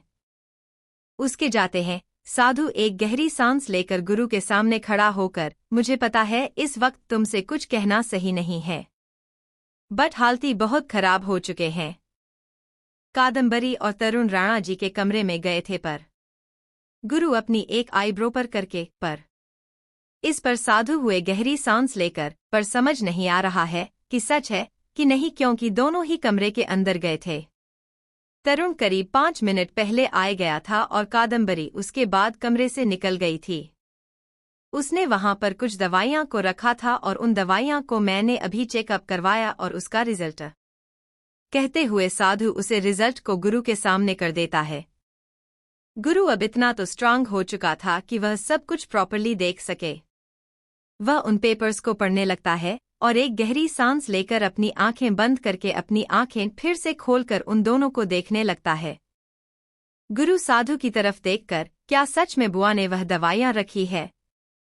इस पर साधु अपना सरनामे हिलाते हुए, यह अभी कंफर्म नहीं है, पर दवाइयां उन दोनों के जाने के बाद ही मिली है, क्योंकि मैंने अपने एक आदमी को वहां पर रखा था, उसने सारी दवाइयां को पहले से ही चेक किया था।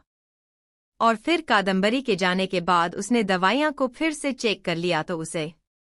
इस पर गुरु कुछ सोचते हुए, मतलब बुआ का हाथ है यह हम कह नहीं सकते। फिलहाल जितना हो सके उतना आदमियों को कम पर लगवा दो। और तुम्हें पता है कि मेरी सिचुएशन के बारे में क्या कहना है? किस पर साधु अपना सर हिला देता है और वहां से चला जाता है।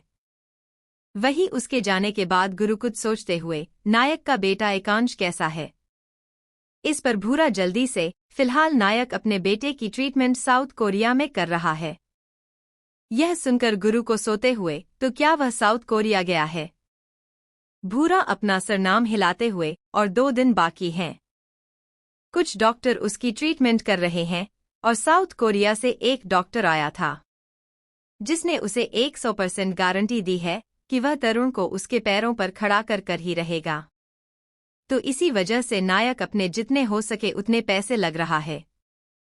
इस पर गुरु कुछ नहीं कहता, बस अपना सर हिला देता है। वही भूरा के जाने के बाद कमरे में कोई आ जाता है और वह गुरु को देखकर अपना सर हिला देता है। उसने अपने पूरे चेहरे पर मास्क लगाया हुआ था। वह गुरु के पास आकर बिना देर किए उसे गले लगा लेता है।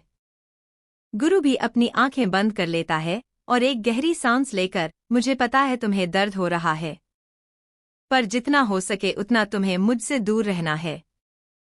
यह सुनकर मास्क पहने हुए वह शख्स बस गुरु को देखकर अपना सर हिला देता है। तभी वॉशरूम का दरवाजा खुल जाता है तो वह शख्स गुरु को देखकर अपना सर हिलाकर वहां से कहीं गायब सा हो जाता है। वही दुआ वॉशरूम से बाहर आ जाती है। वह सभी को ना देखकर गुरु के पास चली जाती है और अपने हाथों में जो गीला कपड़ा से गुरु को हल्का हल्का साफ करने लगते हैं। करीब सुबह के 8 बज जाते हैं, जिसके बाद भूरा रूम में आकर गुरु को देखकर अपना सर झुका लेता है। फिर दुआ की तरफ देखते हुए शांत आवाज में अपना सर झुकाए, मैडम अब हमें चलना चाहिए। यह सुनकर दुआ ना समझे, मैं पर कहाँ? मैं तो यहीं पर रहूंगी। वैसे भी मैं इन्हें छोड़कर कहीं नहीं जाने वाली हूँ। यह सुनकर भूरा बेब्स भरी नजरों से गुरु को देखने लगता है। गुरु अपना सर हिलाकर दुआ के हाथों पर अपना हाथ रखकर अपनी शांत आवाज में, चेरी मैंने तुम्हें क्या कहा है? जब तक मैं नहीं चाहता तब तक तुम किसी की भी नजरों में नहीं आओगी। तुम्हें भरोसा तो है ना अपने गुरु पर? इस पर दुआ भी ना कुछ बोले अपना सर हिला देती है और वहां से चली जाती है, पर जाते जाते उसके आंखों में हल्का सा आंसू का बिन गिर जाता है जिन्हें वह गुरु से छुपा लेती है। पर गुरु के नजर में वह आंसू आ जाता है जिसे देखकर वह गहरी सांस लेकर खुद से ही चेरी कहते हुए उसके चेहरे पर कोई भी एक्सप्रेशन नहीं आ जाते हैं। करीब 10 बज जाते हैं। 10 बजे के बाद अभिजीत, नीलिमा, कादम्बरी, यहाँ तक कि कल्याणी जी और तरुण भी गुरु से मिलने के लिए आ जाते हैं। जब सभी यहाँ जाते हैं तो गुरु अपनी आंखें हल्का सा खोल देता है। तब तक साधु और भूरा भी दुआ को छोड़कर आया हुआ था। कल्याणी जी गुरु को ऐसे देखकर अपनी आंखें बंद करके गहरी सांस लेती है। वह अपनी आंखें खोल देती है तो उनकी आंखों से आंसू आ जाते हैं। वह गुरु के दोनों गालों को पकड़कर उसके माथे को चूमकर, क्या हो रहा है? यह राणा परिवार में पहले सत्य हमें छोड़कर चला गया, फिर आरुषि, फिर राणा जी की तबीयत ऐसी है, और एक तुम हो गुरु जो अब बेड पर लेटे हुए हो। आखिर हो क्या रहा है? हमें हमारे गुरु से देखकर बिल्कुल भी पसंद नहीं है। हमारा गुरु तो राणा परिवार की तलवार है जो राणा परिवार के उठने वाले हाथों को काट देने वाली है। तो क्या तलवार में जंग लगी है? क्या समझे हम गुरु? इस कहते कहते कल्याणी जी के आंखों से आंसू आ रहे थे। उन आंसुओं को देखकर गुरु अपनी शांत मगर धीमी आवाज में, दादी आपको पता है ना, आपकी आंखों में आंसू आपके गुरु को बिल्कुल भी पसंद नहीं है। तो क्या आप चाहती हैं कि ये आंसू देखकर गुरु खुद को ही अपनी बेबसी के लिए मजबूर समझने लगे? इस पर कल्याणी जी बस गुरु के बालों को सहलाते हुए बड़े प्यार से, हमें कुछ नहीं चाहिए गुरु, बस हमें हमारे पोता सही सलामत चाहिए। अगर तुम्हें कुछ हो गया तो हमारी बहू का क्या होगा? उसे भी तो राणा परिवार में तुम्हें ही लाना है। हम हमारे पोते को ऐसे बिल्कुल नहीं देख सकते। अगर आज राणा जी यहाँ होते ना तो तुम्हें बहुत अच्छा सबक सिखाते हैं। इस पर गुरु बस मुस्कुरा देता है। वह कल्याणी जी की आंखों को देखकर उनके हाथों को कस के पकड़ लेता है। वही अभिजीत भी गुरु की दूसरी साइड में आकर उससे बात करने लगता है। नीलिमा जी बस गुरु को देख रही थी, ऐसा नहीं था कि वह गुरु की हालत को देखकर कुछ महसूस ही नहीं कर रही है। उन्हें बहुत बुरा लग रहा था, पर कहीं ना कहीं अपनी बेटी के लिए भी तो उन्हें बुरा लग रहा था। वही तरुण गुरु की आंखों में देखने लगता है।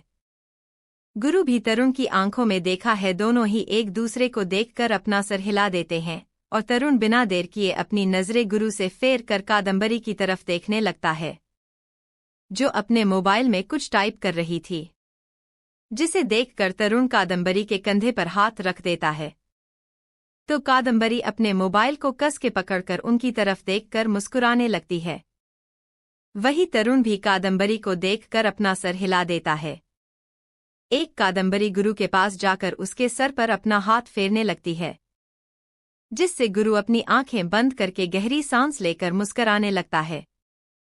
वही कादंबरी बड़े प्यार से, गुरु जल्दी से ठीक हो जाओ, तुम्हें पता है ना, तुम्हें इसे देखकर घर में किसी को भी अच्छा नहीं लगता है।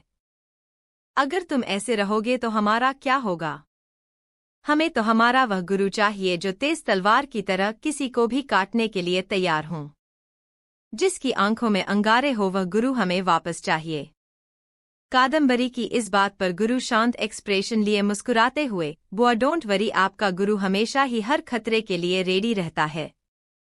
चाहे कुछ भी हो जाए, आज जरूर मैं बिस्तर पर लेटा हूं। तो इसका मतलब यह नहीं कि गुरु कुछ कर नहीं सकता, उसके अंदर इतनी ताकत है कि वह अपने परिवार को बचा ना सके। नो बुआ, वो कैसे भी करके अपनी परिवार को बचा लेगा, इतना तो भरोसा आप अपने गुरु पर रखिए।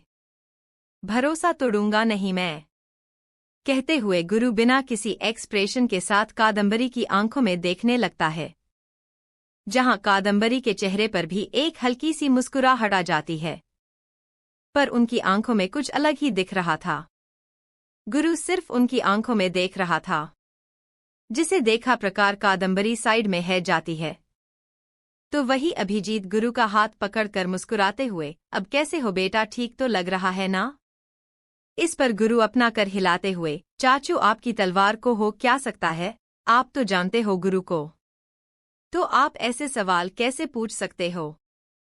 इस पर अभिजीत अपना कर हिलाते हुए हैं, मुस्कुराकर, एक पल के लिए तो हमारी जान ही निकाल दी थी।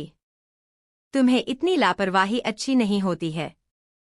गुरु तुम्हारे पीछे हम सभी हैं, तुम हमारी स्ट्रेंथ हो। पूरे राणा परिवार में अगर एक उम्मीद की नजर है तो सिर्फ और सिर्फ तुम्हारी वजह से, कहते हुए अभिजीत मुस्कुराने लगता है।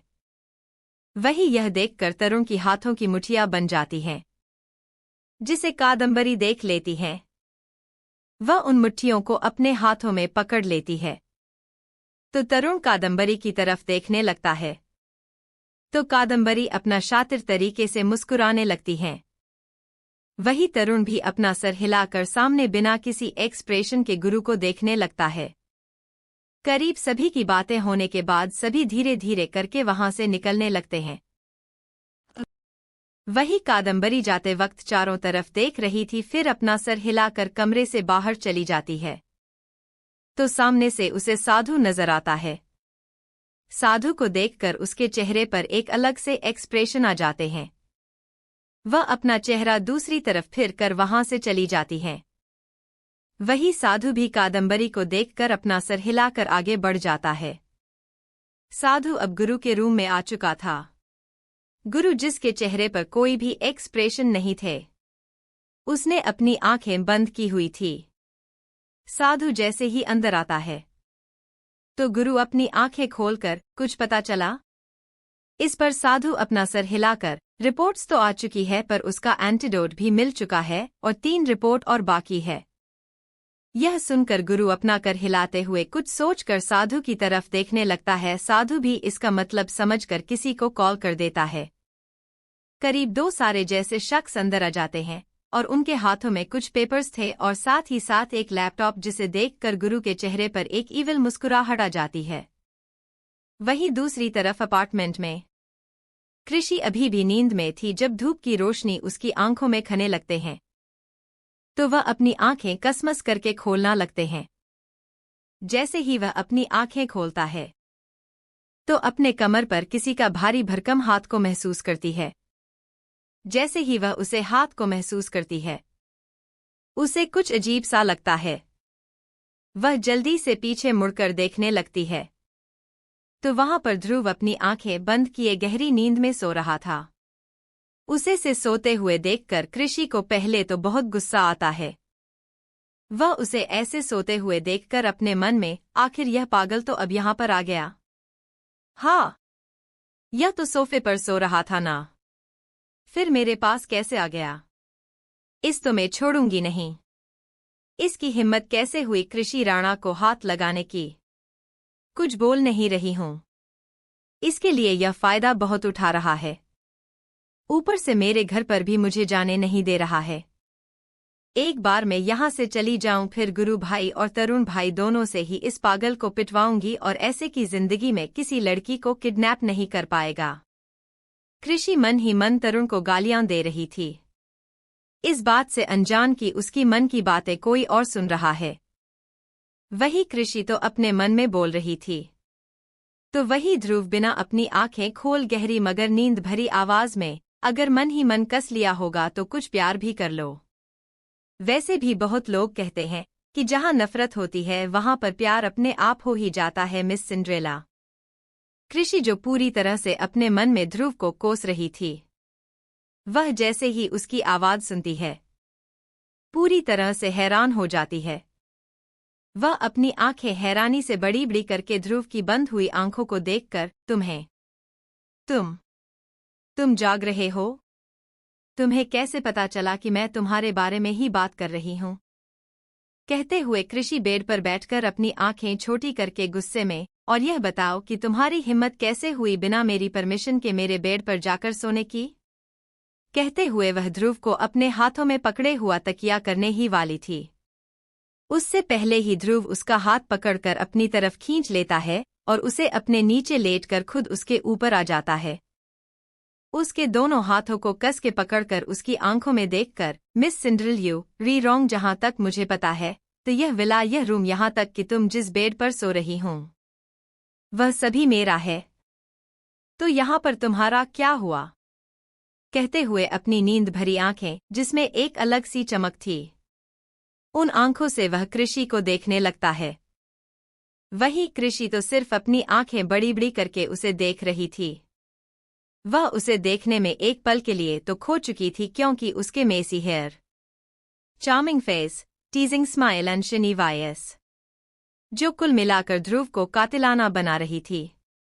और बेचारी कृषि उसकी इस लुक पर पूरी तरह से मोहित हो चुकी थी। वही कृषि का जवाब ना देता हुआ देखकर ध्रुव के चेहरे पर एक अलग सी मुस्कुराहट आ जाती है। वह उसके होठों के नजदीक आकर अपनी गर्म सांसें उसके होठों पर छोड़ते हुए, आंसर मी सिंड्रेला, तुम्हारा क्या है? फिर उसके कानों के नजदीक जाकर अपनी गर्म सांस छोड़ते हुए अपनी लो बट डीप वॉइस में, अब तुम यह तो नहीं कहना चाहती हूं कि इस जगह के ओवर का प्राइसलेस हियर तुम ओन करती हूं?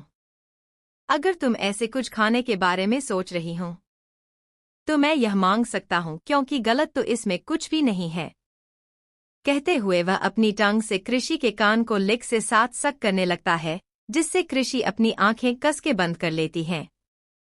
वह गहरी गहरी सांस लेने लगती है और उसके ऐसे सांस लेने से दोनों के सीने में आपस में प्रेस हो रहे थे, जिसे महसूस करके ध्रुव के बॉडी पर एक अलग सा रिएक्शन होने लगता है। वह बिना देर किए कृषि को खुद से अलग कर देता है और बिना कुछ बोले वहां से सीधा वॉशरूम की तरफ चला जाता है। वही कृषि सिर्फ उसे जाते हुए देख रही थी। उसे समझ में नहीं आ रहा था कि आखिर ध्रुव इतना नजदीक होकर भी वह कैसे उसे अपने से दूर नहीं कर पाए।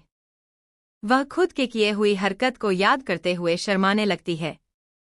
उसकी पूरी बॉडी लाल होने लगती है। उसके कान तो पूरी तरह से लाल हो चुके थे।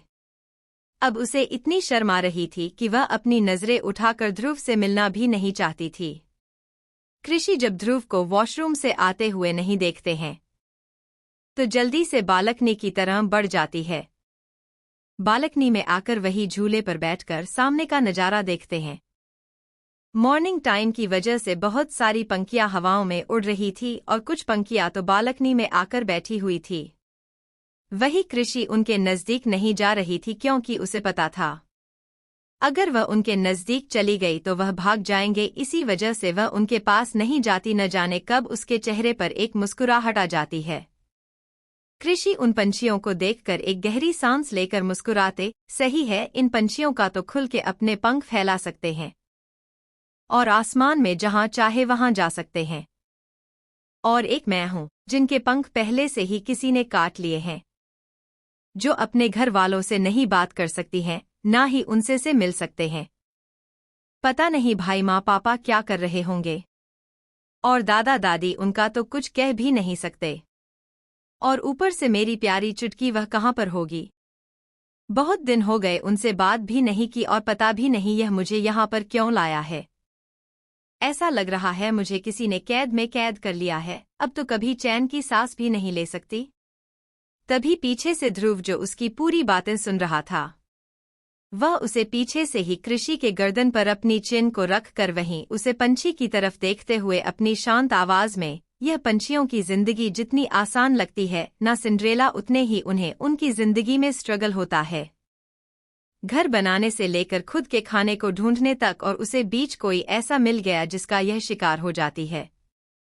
हवाओं में उड़ना बुरी बात नहीं है, पर हवाओं में उड़ते हुए थे किसी ऐसी जगह पर जाना जहां से तुम्हें मौत है बाहर ला सकती हूं।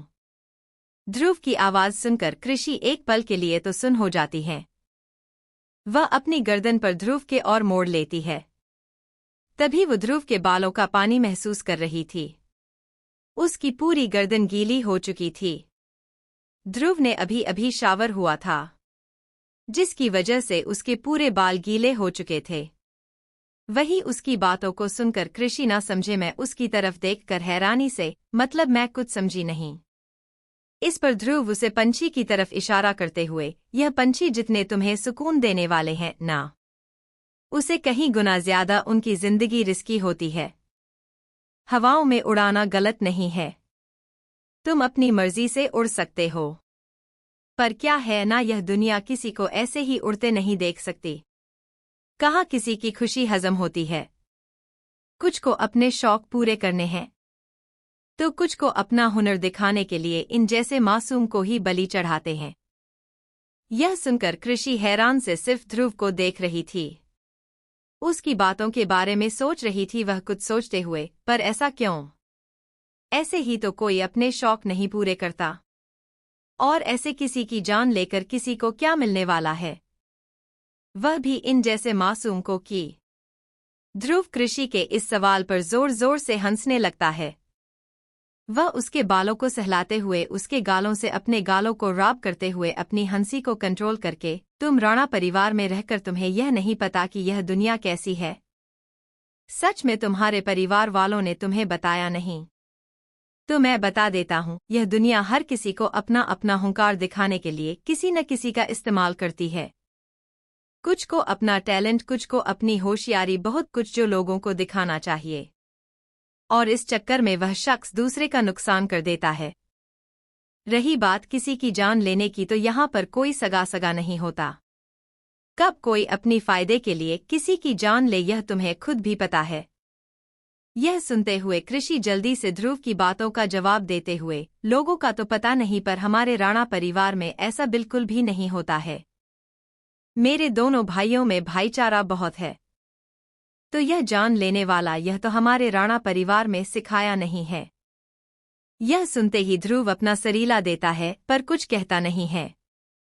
तभी कृषि अपनी जगह से खड़ी हो जाती है, पर जैसी ही हो खड़ी होती हैं, कहते कहते कल्याणी जी के आंखों से आंसू आ रहे थे।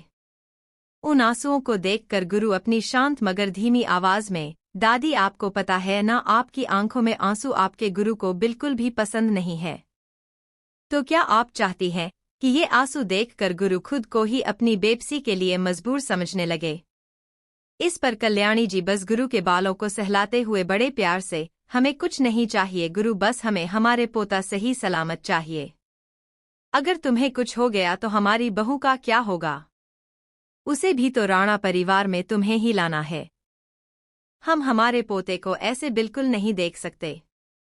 अगर आज राणा जी यहाँ होते ना तो तुम्हें बहुत अच्छा सबक सिखाते हैं। इस पर गुरु बस मुस्कुरा देता है। वह कल्याणी जी की आंखों को देखकर उनके हाथों को कस के पकड़ लेता है। वही अभिजीत भी गुरु की दूसरी साइड में आकर उससे बात करने लगता है। नीलिमा जी बस गुरु को देख रही थी, ऐसा नहीं था कि वह गुरु की हालत को देखकर कुछ महसूस ही नहीं कर रही है। उन्हें बहुत बुरा लग रहा था, पर कहीं ना कहीं अपनी बेटी के लिए भी तो उन्हें बुरा लग रहा था। वही तरुण गुरु की आंखों में देखने लगता है। गुरु भी तरुण की आंखों में देखा है। दोनों ही एक दूसरे को देखकर अपना सर हिला देते हैं और तरुण बिना देर किए अपनी नजरें गुरु से फेर कर कादंबरी की तरफ देखने लगता है, जो अपने मोबाइल में कुछ टाइप कर रही थी, जिसे देखकर तरुण कादंबरी के कंधे पर हाथ रख देता है। तो कादंबरी अपने मोबाइल को कस के पकड़कर उनकी तरफ देखकर मुस्कुराने लगती है। वही तरुण भी कादंबरी को देखकर अपना सर हिला देता है। एक कादंबरी गुरु के पास जाकर उसके सर पर अपना हाथ फेरने लगती है, जिससे गुरु अपनी आंखें बंद करके गहरी सांस लेकर मुस्कुराने लगता है। वही कादंबरी बड़े प्यार से, गुरु जल्दी से ठीक हो जाओ, तुम्हें पता है ना, तुम्हें इसे देखकर घर में किसी को भी अच्छा नहीं लगता है। अगर तुम ऐसे रहोगे तो हमारा क्या होगा? हमें तो हमारा वह गुरु चाहिए जो तेज तलवार की तरह किसी को भी काटने के लिए तैयार हो, जिसकी आंखों में अंगारे हो, वह गुरु हमें वापस चाहिए। कादंबरी की इस बात पर गुरु शांत एक्सप्रेशन लिए मुस्कुराते हुए, बुआ डोंट वरी, आपका गुरु हमेशा ही हर खतरे के लिए रेडी रहता है। चाहे कुछ भी हो जाए, आज जरूर मैं बिस्तर पर लेटा हूं। तो इसका मतलब यह नहीं कि गुरु कुछ कर नहीं सकता, उसके अंदर इतनी ताकत है कि वह अपने परिवार को बचा ना सके। नो बुआ, वो कैसे भी करके अपनी परिवार को बचा लेगा, इतना तो भरोसा आप अपने गुरु पर रखिए। भरोसा तोड़ूंगा नहीं मैं, कहते हुए गुरु बिना किसी एक्सप्रेशन के साथ कादंबरी की आंखों में देखने लगता है, जहां कादंबरी के चेहरे पर भी एक हल्की सी मुस्कुराहट आ जाती है, पर उनकी आंखों में कुछ अलग ही दिख रहा था। गुरु सिर्फ उनकी आंखों में देख रहा था, जिसे देखा प्रकार कादंबरी साइड में है जाती है। तो वही अभिजीत गुरु का हाथ पकड़कर मुस्कुराते हुए, अब कैसे हो बेटा, ठीक तो लग रहा है ना? इस पर गुरु अपना कर हिलाते हुए, चाचू आपकी तलवार को हो क्या सकता है, आप तो जानते हो गुरु को, तो आप ऐसे सवाल कैसे पूछ सकते हो?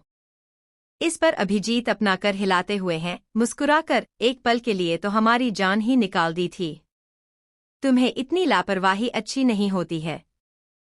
गुरु तुम्हारे पीछे हम सभी हैं, तुम हमारी स्ट्रेंथ हो।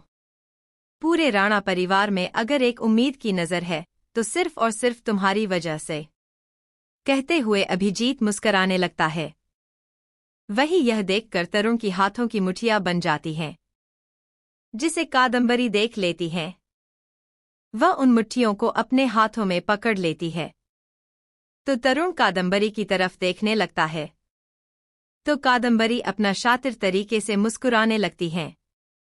वही तरुण भी अपना सर हिलाकर सामने बिना किसी एक्सप्रेशन के गुरु को देखने लगता है। करीब सभी की बातें होने के बाद सभी धीरे धीरे करके वहां से निकलने लगते हैं।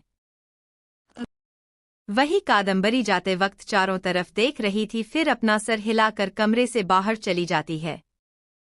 तो सामने से उसे साधु नजर आता है। साधु को देखकर उसके चेहरे पर एक अलग से एक्सप्रेशन आ जाते हैं। वह अपना चेहरा दूसरी तरफ फिर कर वहां से चली जाती है। वही साधु भी कादंबरी को देखकर अपना सर हिलाकर आगे बढ़ जाता है। साधु अब गुरु के रूम में आ चुका था। गुरु जिसके चेहरे पर कोई भी एक्सप्रेशन नहीं थे, उसने अपनी आंखें बंद की हुई थी। साधु जैसे ही अंदर आता है, तो गुरु अपनी आंखें खोलकर, कुछ पता चला? इस पर साधु अपना सर हिलाकर, रिपोर्ट्स तो आ चुकी है, पर उसका एंटीडोट भी मिल चुका है और 3 रिपोर्ट और बाकी है। यह सुनकर गुरु अपना कर हिलाते हुए कुछ सोचकर साधु की तरफ देखने लगता है। साधु भी इसका मतलब समझकर किसी को कॉल कर देता है। करीब 2 सारे जैसे शख्स अंदर आ जाते हैं और उनके हाथों में कुछ पेपर्स थे और साथ ही साथ एक लैपटॉप जिसे देखकर गुरु के चेहरे पर एक ईविल मुस्कुराहट आ जाती है। वहीं दूसरी तरफ अपार्टमेंट में कृषि अभी भी नींद में थी जब धूप की रोशनी उसकी आंखों में खने लगते हैं तो वह अपनी आंखें कसमस करके खोलना लगते हैं। जैसे ही वह अपनी आंखें खोलता है तो अपने कमर पर किसी का भारी भरकम हाथ को महसूस करती है। जैसे ही वह उसे हाथ को महसूस करती है उसे कुछ अजीब सा लगता है।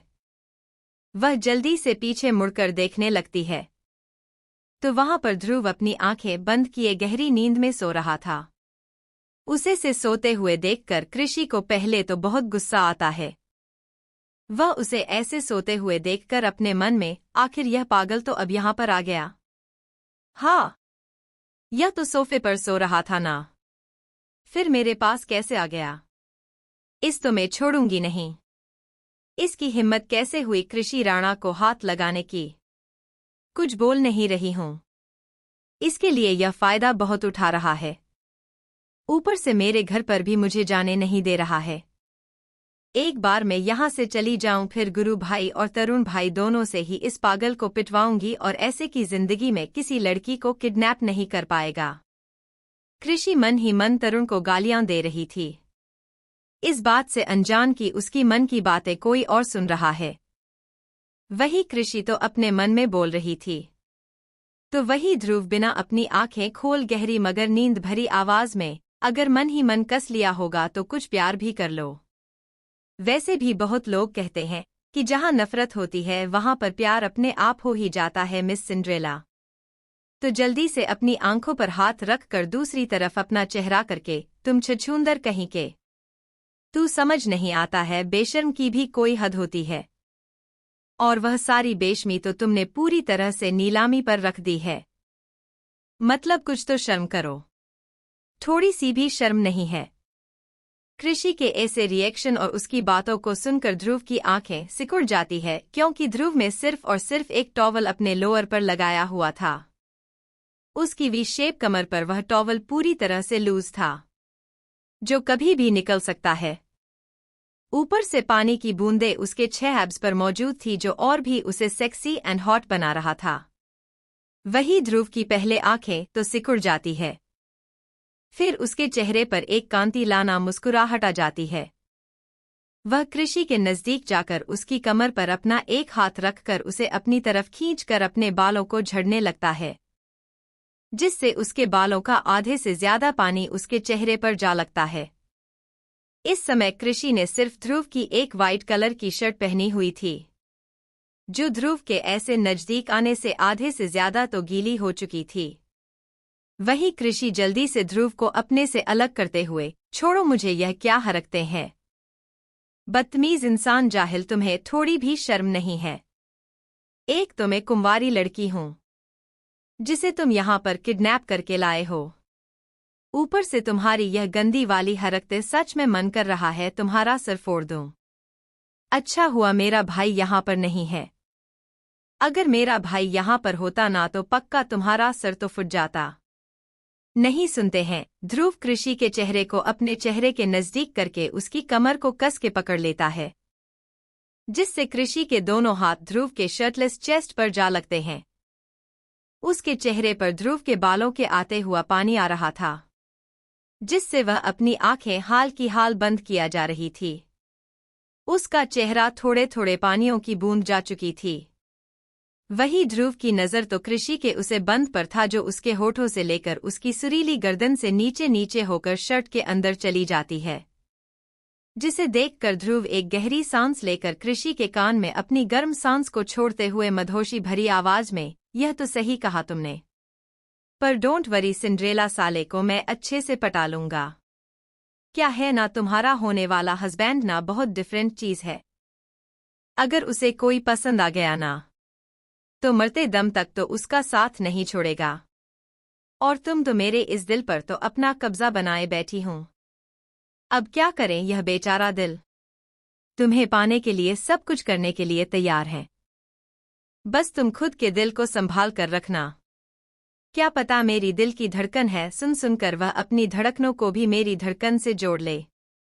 कहते हुए वह उसकी गर्दन में अपने चेहरे को रब करने लगता है, जिससे कृषि की बॉडी फ्रेग्रेंस को इनहेल करने लगता है। करीब 2 सेकंड बाद वह खुद को कृषि से अलग करके उसके वेट लिप्स को देखकर वो अपनी लिप्स को वाइट करने लगता है। फिर बिना देर किए उसके बालों को पकड़कर अपने होठों के नजदीक करके उसके होठों पर हल्के से किस करके कृषि के कान में "You'll be in love with me for a week" कहते हुए ध्रुव कृषि के कान को हल्के से बाइट कर कर उसे दूर हो जाता है और वहां उसके चेहरे को देखा है, जिसने अपनी आंखें बंद की थी और गहरी गहरी सांस ले रही थी, जिसे देखकर उसके चेहरे पर एक अजीब सी मुस्कुराहट आ जाती है। वैसे ही मुस्कुराहट कर चला जाता है। वही कृषि अपनी आंखें खोलता है और उसकी बातों के बारे में सोचने लगते जैसे ही उन बातों के बारे में सोचती है, तो जल्दी से पीछे मुड़कर देखते हैं, जहां ध्रुव अपने कपड़े पहनकर बाहर की ओर जा रहा था, जिसे देखकर कृषि चिल्लाते हुए "नो नेवर मिस्टर ध्रुव कृषि राणा को कभी भी तुम जैसे लड़के से प्यार तो बिल्कुल भी नहीं होगा। यह बात अपने से छोटे से दिमाग में बैठा लो।" कृषि की बात पर दो बिना पीछे मुड़े दरवाजे से बाहर जाते हुए "लेट्स सी मिस सिंड्रेला" क्योंकि ध्रुव शुक्ल ने कुछ कहा है और ऐसा कभी ना हुआ है। ऐसा तो कभी जिंदगी में नहीं हुआ है। देखते हैं, वैसे दिल तो मेरे लिए धड़कने लगा है। बस तुम्हारे दिमाग का कुछ करना पड़ेगा। कहते हुए वह बाहर आ जाता है। वही कृषि सिर्फ उसके बारे में सोचने लगते हैं और गुस्से में पैर पटक कर वॉशरूम की तरफ चली जाती है। वही दूसरी तरफ गुरु के प्राइवेट विला के अंदर दुआ कुछ वक्त के लिए सो चुकी थी। दोपहर के 1 बजे हुए थे तो जल्दी से खुद को फ्रेश करके वह नीचे आ जाती है। दुआ जैसे ही नीचे आती है तो सामने वह औरत उसे मिलती है, तो उनके पास चले जाकर "आंटी, मुझे आपसे कुछ बात करनी थी।" दुआ के बालों को सहलाते हुए "हाँ बेटा बोलो, क्या हुआ, कुछ चाहिए तुम्हें?" इस पर दुआ बड़ी मासूम सी शक्ल बनाकर मुस्कुराते हुए "वह मुझे खाना बनाना नहीं आता है, पर मैं गुरु के लिए सूप बनाना चाहती हूँ, क्या आप मेरी मदद कर सकते हैं?" कहते हुए वह बड़ी उम्मीद भरी नजरों से उसे औरत को देखते हैं, तो औरत दुआ के बालों को सहलाते हुए "बच्चे, कोई पूछने की बात है? वैसे तुम क्यों बना रही हो? मैं बना दूंगी, तुम जाओ आराम करो। वैसे भी रात भर तुम रो रो कर तो थक चुकी होगी और ऊपर से तुम्हें आराम भी नहीं मिला है, तो तुम आराम कर लो, तब तक मैं गुरु बाबा के लिए सूप बना देता हूँ। इस पर दुआ जल्दी से ना में सर हिलाकर उसे औरत का हाथ पकड़कर "नहीं आंटी, वह मैं खुद बनाना चाहती हूँ, क्योंकि मैं उसके इस वक्त कुछ मदद ही नहीं कर पा रही हूँ, तो सोच रही हूँ कि उसे सूप बना दूँ, वह भी मेरे हाथ का। तो आप प्लीज मेरी मदद कर लीजिए, प्लीज प्लीज प्लीज आंटी।" कहते हुए बड़ी मासूमियत से उसे देखने लगती है। वही औरत मुस्कुराने लगती है। उनके चेहरे पर थोड़ी सी तो परेशानी थी, पर दुआ को ऐसे देखकर वह अपना सर हिला देती है और अपने साथ कुछ मैच को लेकर किचन की तरफ बढ़ जाती है। दुआ किचन में आकर उसे औरत की तरफ देखकर "वैसे आंटी, मैंने अभी तक आपका नाम ही नहीं पूछा, कल का इतना सिचुएशन थी जिस वजह से मुझे कुछ टाइम ही नहीं मिला।" वह औरत मुस्कुराते हुए "बेटा, मेरा नाम सुशीला है।" वह इसके आगे कुछ कह पाते उससे पहले ही किसी का कॉल आ जाता है, तो वह सुशीला वहां से चले जाते हैं। दुआ से सुशील को जाते हुए देखकर अपना सर हिला देती है और वहीं पर खड़ी हो जाती है। सुशीला किसी से कॉल पर बात कर रहे थे। उसे से बात करते हुए देखकर दुआ उसके पास आने ही वाली थी कि सुशीला उसे वहां पर खड़े होने का इशारा कर देती है और फिर अपना सर हिलाकर कॉल कट करके दुआ की तरह बढ़ जाती है। सुशीला दुआ के पास आकर उसके बालों पर से हाथ फिराते हुए "बेटा, जल्दी से तुम्हें रेडी होना है, क्योंकि गुरु बाबा चाहते हैं कि आज का पूरा दिन तुम उनके साथ ही रहो।" इस पर दुआ अपना कर हिलाते हुए जल्दी से किचन की तरह बढ़ते हुए "तो चलो जल्दी से सूप बनाते हैं, फिर हम निकल जाएंगे।"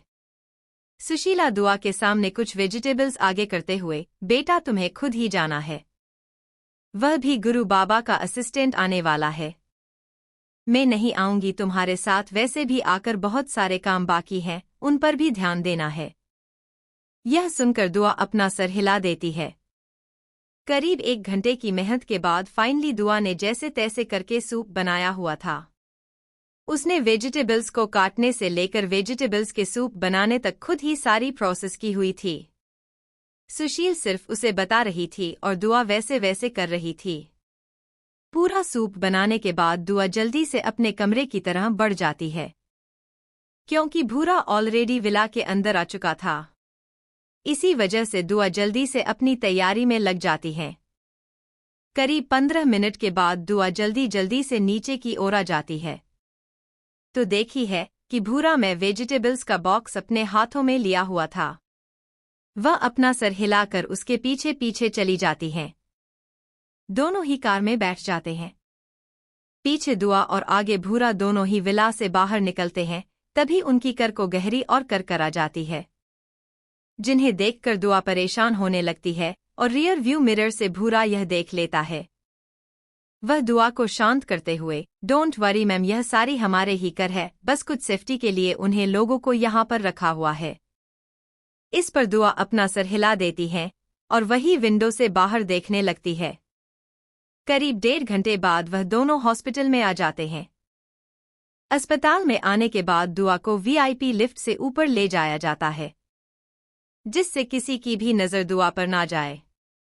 वहीं दूसरी तरफ एक साया कमरे के चारों तरफ देखा है, जो गुरु का था। फिर वहां से लिफ्ट की ओर जाते हुए अपने मोबाइल पर बोला, बॉस अभी तक कुछ भी पता नहीं चल रहा है, बस इतना पता चला है कि गुरु जिंदा है। साया की बात सुनकर सामने वाला अपनी ठंडी आवाज में, पता करो कि गुरु की सिचुएशन क्या है, उसकी हर एक मेडिकल रिपोर्ट मुझे चाहिए। जितना हो सके उतना जल्दी उसकी मेडिकल रिपोर्ट्स हॉस्पिटल से निकलने की कोशिश करो। साया अपना कर हिलाते हुए कुछ सोचकर, यह बहुत ही मुश्किल है, पर मैं जितना हो सके उतना जल्दी है करने की कोशिश करूंगा। यह सुनकर सामने वाला अपना खतरनाक आवाज में, कोशिश नहीं मुझे री जल्द चाहिए, अगर तुमने वह रिपोर्ट्स नहीं मुझे दी तो याद रखना तुम्हारी रिपोर्ट्स किसी और अस्पताल में तुम्हें मिलेगी, वह भी तुम्हारी डेड बॉडी के साथ।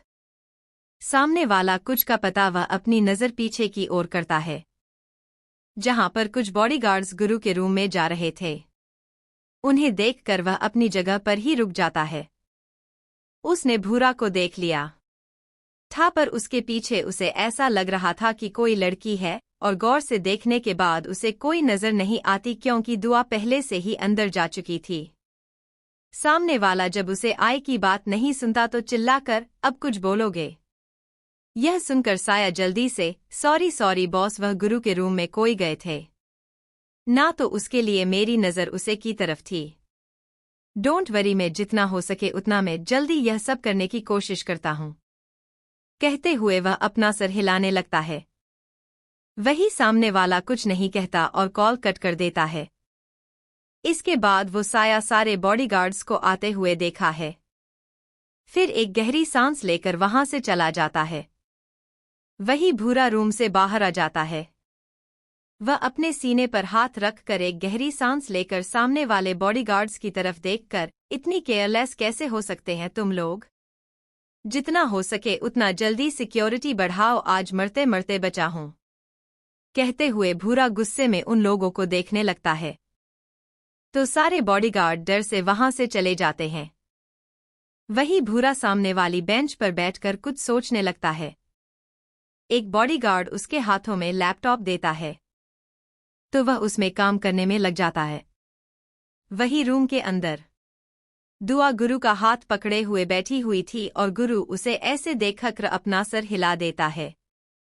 वह अपनी शांत मगर गहरी आवाज में, चेरी तुम मुझे ऐसा फील करवा रही हूं कि जैसे मैं बहुत बीमार हूं, मुझे ऐसी फीलिंग बिल्कुल भी पसंद नहीं है। यह सुनते ही दुआ अपनी आंखें छोटी करके, बीमार होगा क्या मतलब है? अभी अभी मौत से लड़कर आए हो और कह रहे हो कि ऐसी फीलिंग पसंद है। सच में आपको समझाना ना बहुत मुश्किल होता जा रहा है मेरे लिए। इस पर गुरु दुआ का हाथ अपनी तरफ खींच लेता है, जिससे दुआ गुरु के बेहद नजदीक चली जाती है। गुरु अपने दूसरे हाथों से दुआ के बालों को उसके कानों के पीछे कर, मुझे समझना इतना आसान होता तो चेरी हर कोई समझ जाता। पर डोंट वरी, तुम धीरे धीरे हो खुद ही मुझे समझ जाओगी। आखिर पूरी जिंदगी इस इंसान के साथ रहना है। इस पर दुआ अपनी आंखें छोटी करके, यही तो बहुत बड़ी मुसीबत है कि क्यों मैं इस इंसान के साथ पूरी जिंदगी रहने वाली हूं। सच में भगवान ने क्या लिखा है? क्या पता मेरे नसीब में जो आप जैसे कॉम्प्लिकेट एंड पजल पर्सन को मेरे इस मासूम से जिंदगी में ला खड़ा कर दिया है। भाई, जितना समझू जो उतना उसमें उलझ जाती हूं। और एक आप जो है कि कुछ कहते ही नहीं।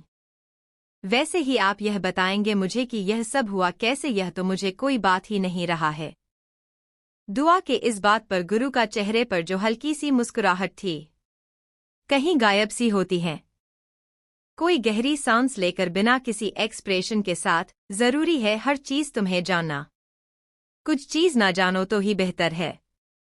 वैसे भी तुम्हारी जिंदगी में सिर्फ खुशियां लिखी है, दर्द के लिए तो मैं हूं ना। यह सुनते ही दुआ उसके दोनों गालों को पकड़कर मुंह बनाते हुए, शादी हम दोनों ने की है तो सारे हिस्से बराबर के हुए ना। चाहे वह आपकी प्रॉपर्टी के हों, आपकी खुशी हो या आपका दर्द, हर एक हिस्से में मेरा 50% तो है। तो बताने का कष्ट करेंगे कि पतिदेव आपके इस हालत में किसने लाया है? इस पर दुआ की गहरी नीली आंखों में देखकर, तो क्या मेरी चेरी फिर से अपना दिमाग का उसे करने वाली है? अखिल, नाम जानकर क्या करोगी? इस पर दुआ बेफिक्री के साथ उसकी नोज से अपनी नोज को रब करते हुए अपनी शांत आवाज में, आप तो जानते हैं मैं क्या क्या कर सकती हूँ। आखिर गुरु से बेहतर उसकी दुआ को कैसे नहीं जानता है? दुआ किस बात पर? गुरु अपने एक हाथ से उसकी पीठ को थपथपाते हुए, यह तो तुमने सच कहा, पर जब जरूरत होगी तो खुद तुम्हारा गुरु तुमसे यह सब रहेगा। पर फिलहाल तो उसकी जरूरत नहीं है। अगर एक गलती कर दी तो बहुत कुछ हो सकता है। तो बेहतर यही है कि सारी जिम्मेदारी तुम अपने गुरु पर छोड़ दो। इस पर दुआ अपना सर हिला देती है। उसे पता था कि अगर गुरु कुछ नहीं कह रहा है तो उसके पीछे कुछ ना कुछ जरूर वजह होगी। इसके लिए अपना सर हिलाकर गुरु से थोड़ी अलग होते हुए, अब यह रोमांटिक होना बंद कीजिए और जल्दी से कुछ खा लीजिए। देखिए, मैंने आज पहली बार आपके लिए सूप बनाया है। पता है थोड़ा सा अच्छा नहीं बना होगा, पर मैंने अपना पूरा 100% दिया है। तो चलिए जल्दी से मेरे प्यार भरे सुख को अपने नंबर्स दीजिए। इस पर गुरु अपना सर हिला देता है और बेड पर अच्छे से बैठ जाता है। गुरु भी उसे बैठने में मदद करती हैं और फिर उसे सूप पिलाने लग जाते हैं। सूप का पहला सिप जैसे ही गुरु लेता है, उसे थोड़ा सा अच्छा लगता है। वह सूप को पीने लगता है, जिसे देख कर दुआ मुंह बनाने लगती है, क्योंकि अभी तक गुरु ने एक तारीफ का फूल नहीं बांधा था उसके लिए, जिसकी वजह से अच्छा दुआ को तो गुस्सा आना तो था। दुआ गुरु को सौंप पिलाते हुए, आप कितने बुरे हो, एक बार भी मेरी सूप की तारीफ नहीं कि बस पिए जा रहे हैं। ऐसा कोई करता है? एक तो आपकी प्यारी सी बीवी ने बहुत मेहनत से सूप बनाया है और यहाँ है उसके पति को तो उसकी कदर ही नहीं है। दुआ की नौटंकी भरी बातों को सुनकर उसके चेहरे को देखकर गुरु अपना कर हिलाते हुए तारीफ करके जताया नहीं जाता है। आंखों की चमक ही देखकर समझ जाना चाहिए बीवी को कि सूप कितना अच्छा बना है। कहते हुए गुरु बड़े प्यार भरी नजरों से दुआ को देखने लगता है, जिससे दुआ के गाल बुरी तरह से लाल हो जाते हैं।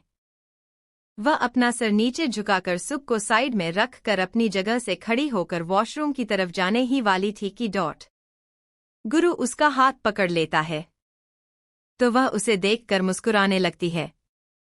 मुस्कुराहट में एक प्यार, एक अपना सा, एक अलग ही एहसास था दुआ के।